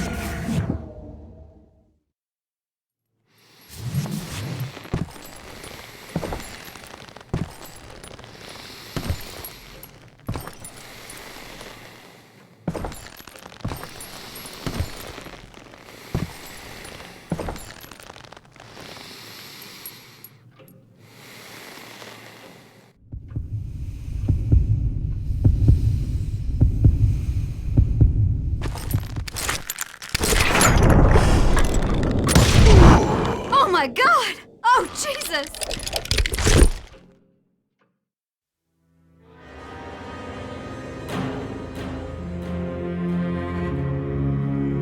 Did you know it was him all along? Cassidy told me Bob was in Abilene before he died. But I wasn't sure Ben was my man until he revealed how much he knew about Ringo and Reed. The coin, of course. Well, that was the last nail in that particular coffin. I better go get the sheriff. You okay, boy? You're looking mighty shook up. Dwight, maybe you best go home. Young Eisenhower here is leaving for West Point tomorrow. He shouldn't get caught up in something like this. I think I might head out myself at this juncture. Unless you want to stop me, Jack. No, sir, Mr. Greaves. So where are you going now? Now that you had your revenge? Doesn't really matter, does it? As I've sold my soul for it, and will never again walk with those I have lost.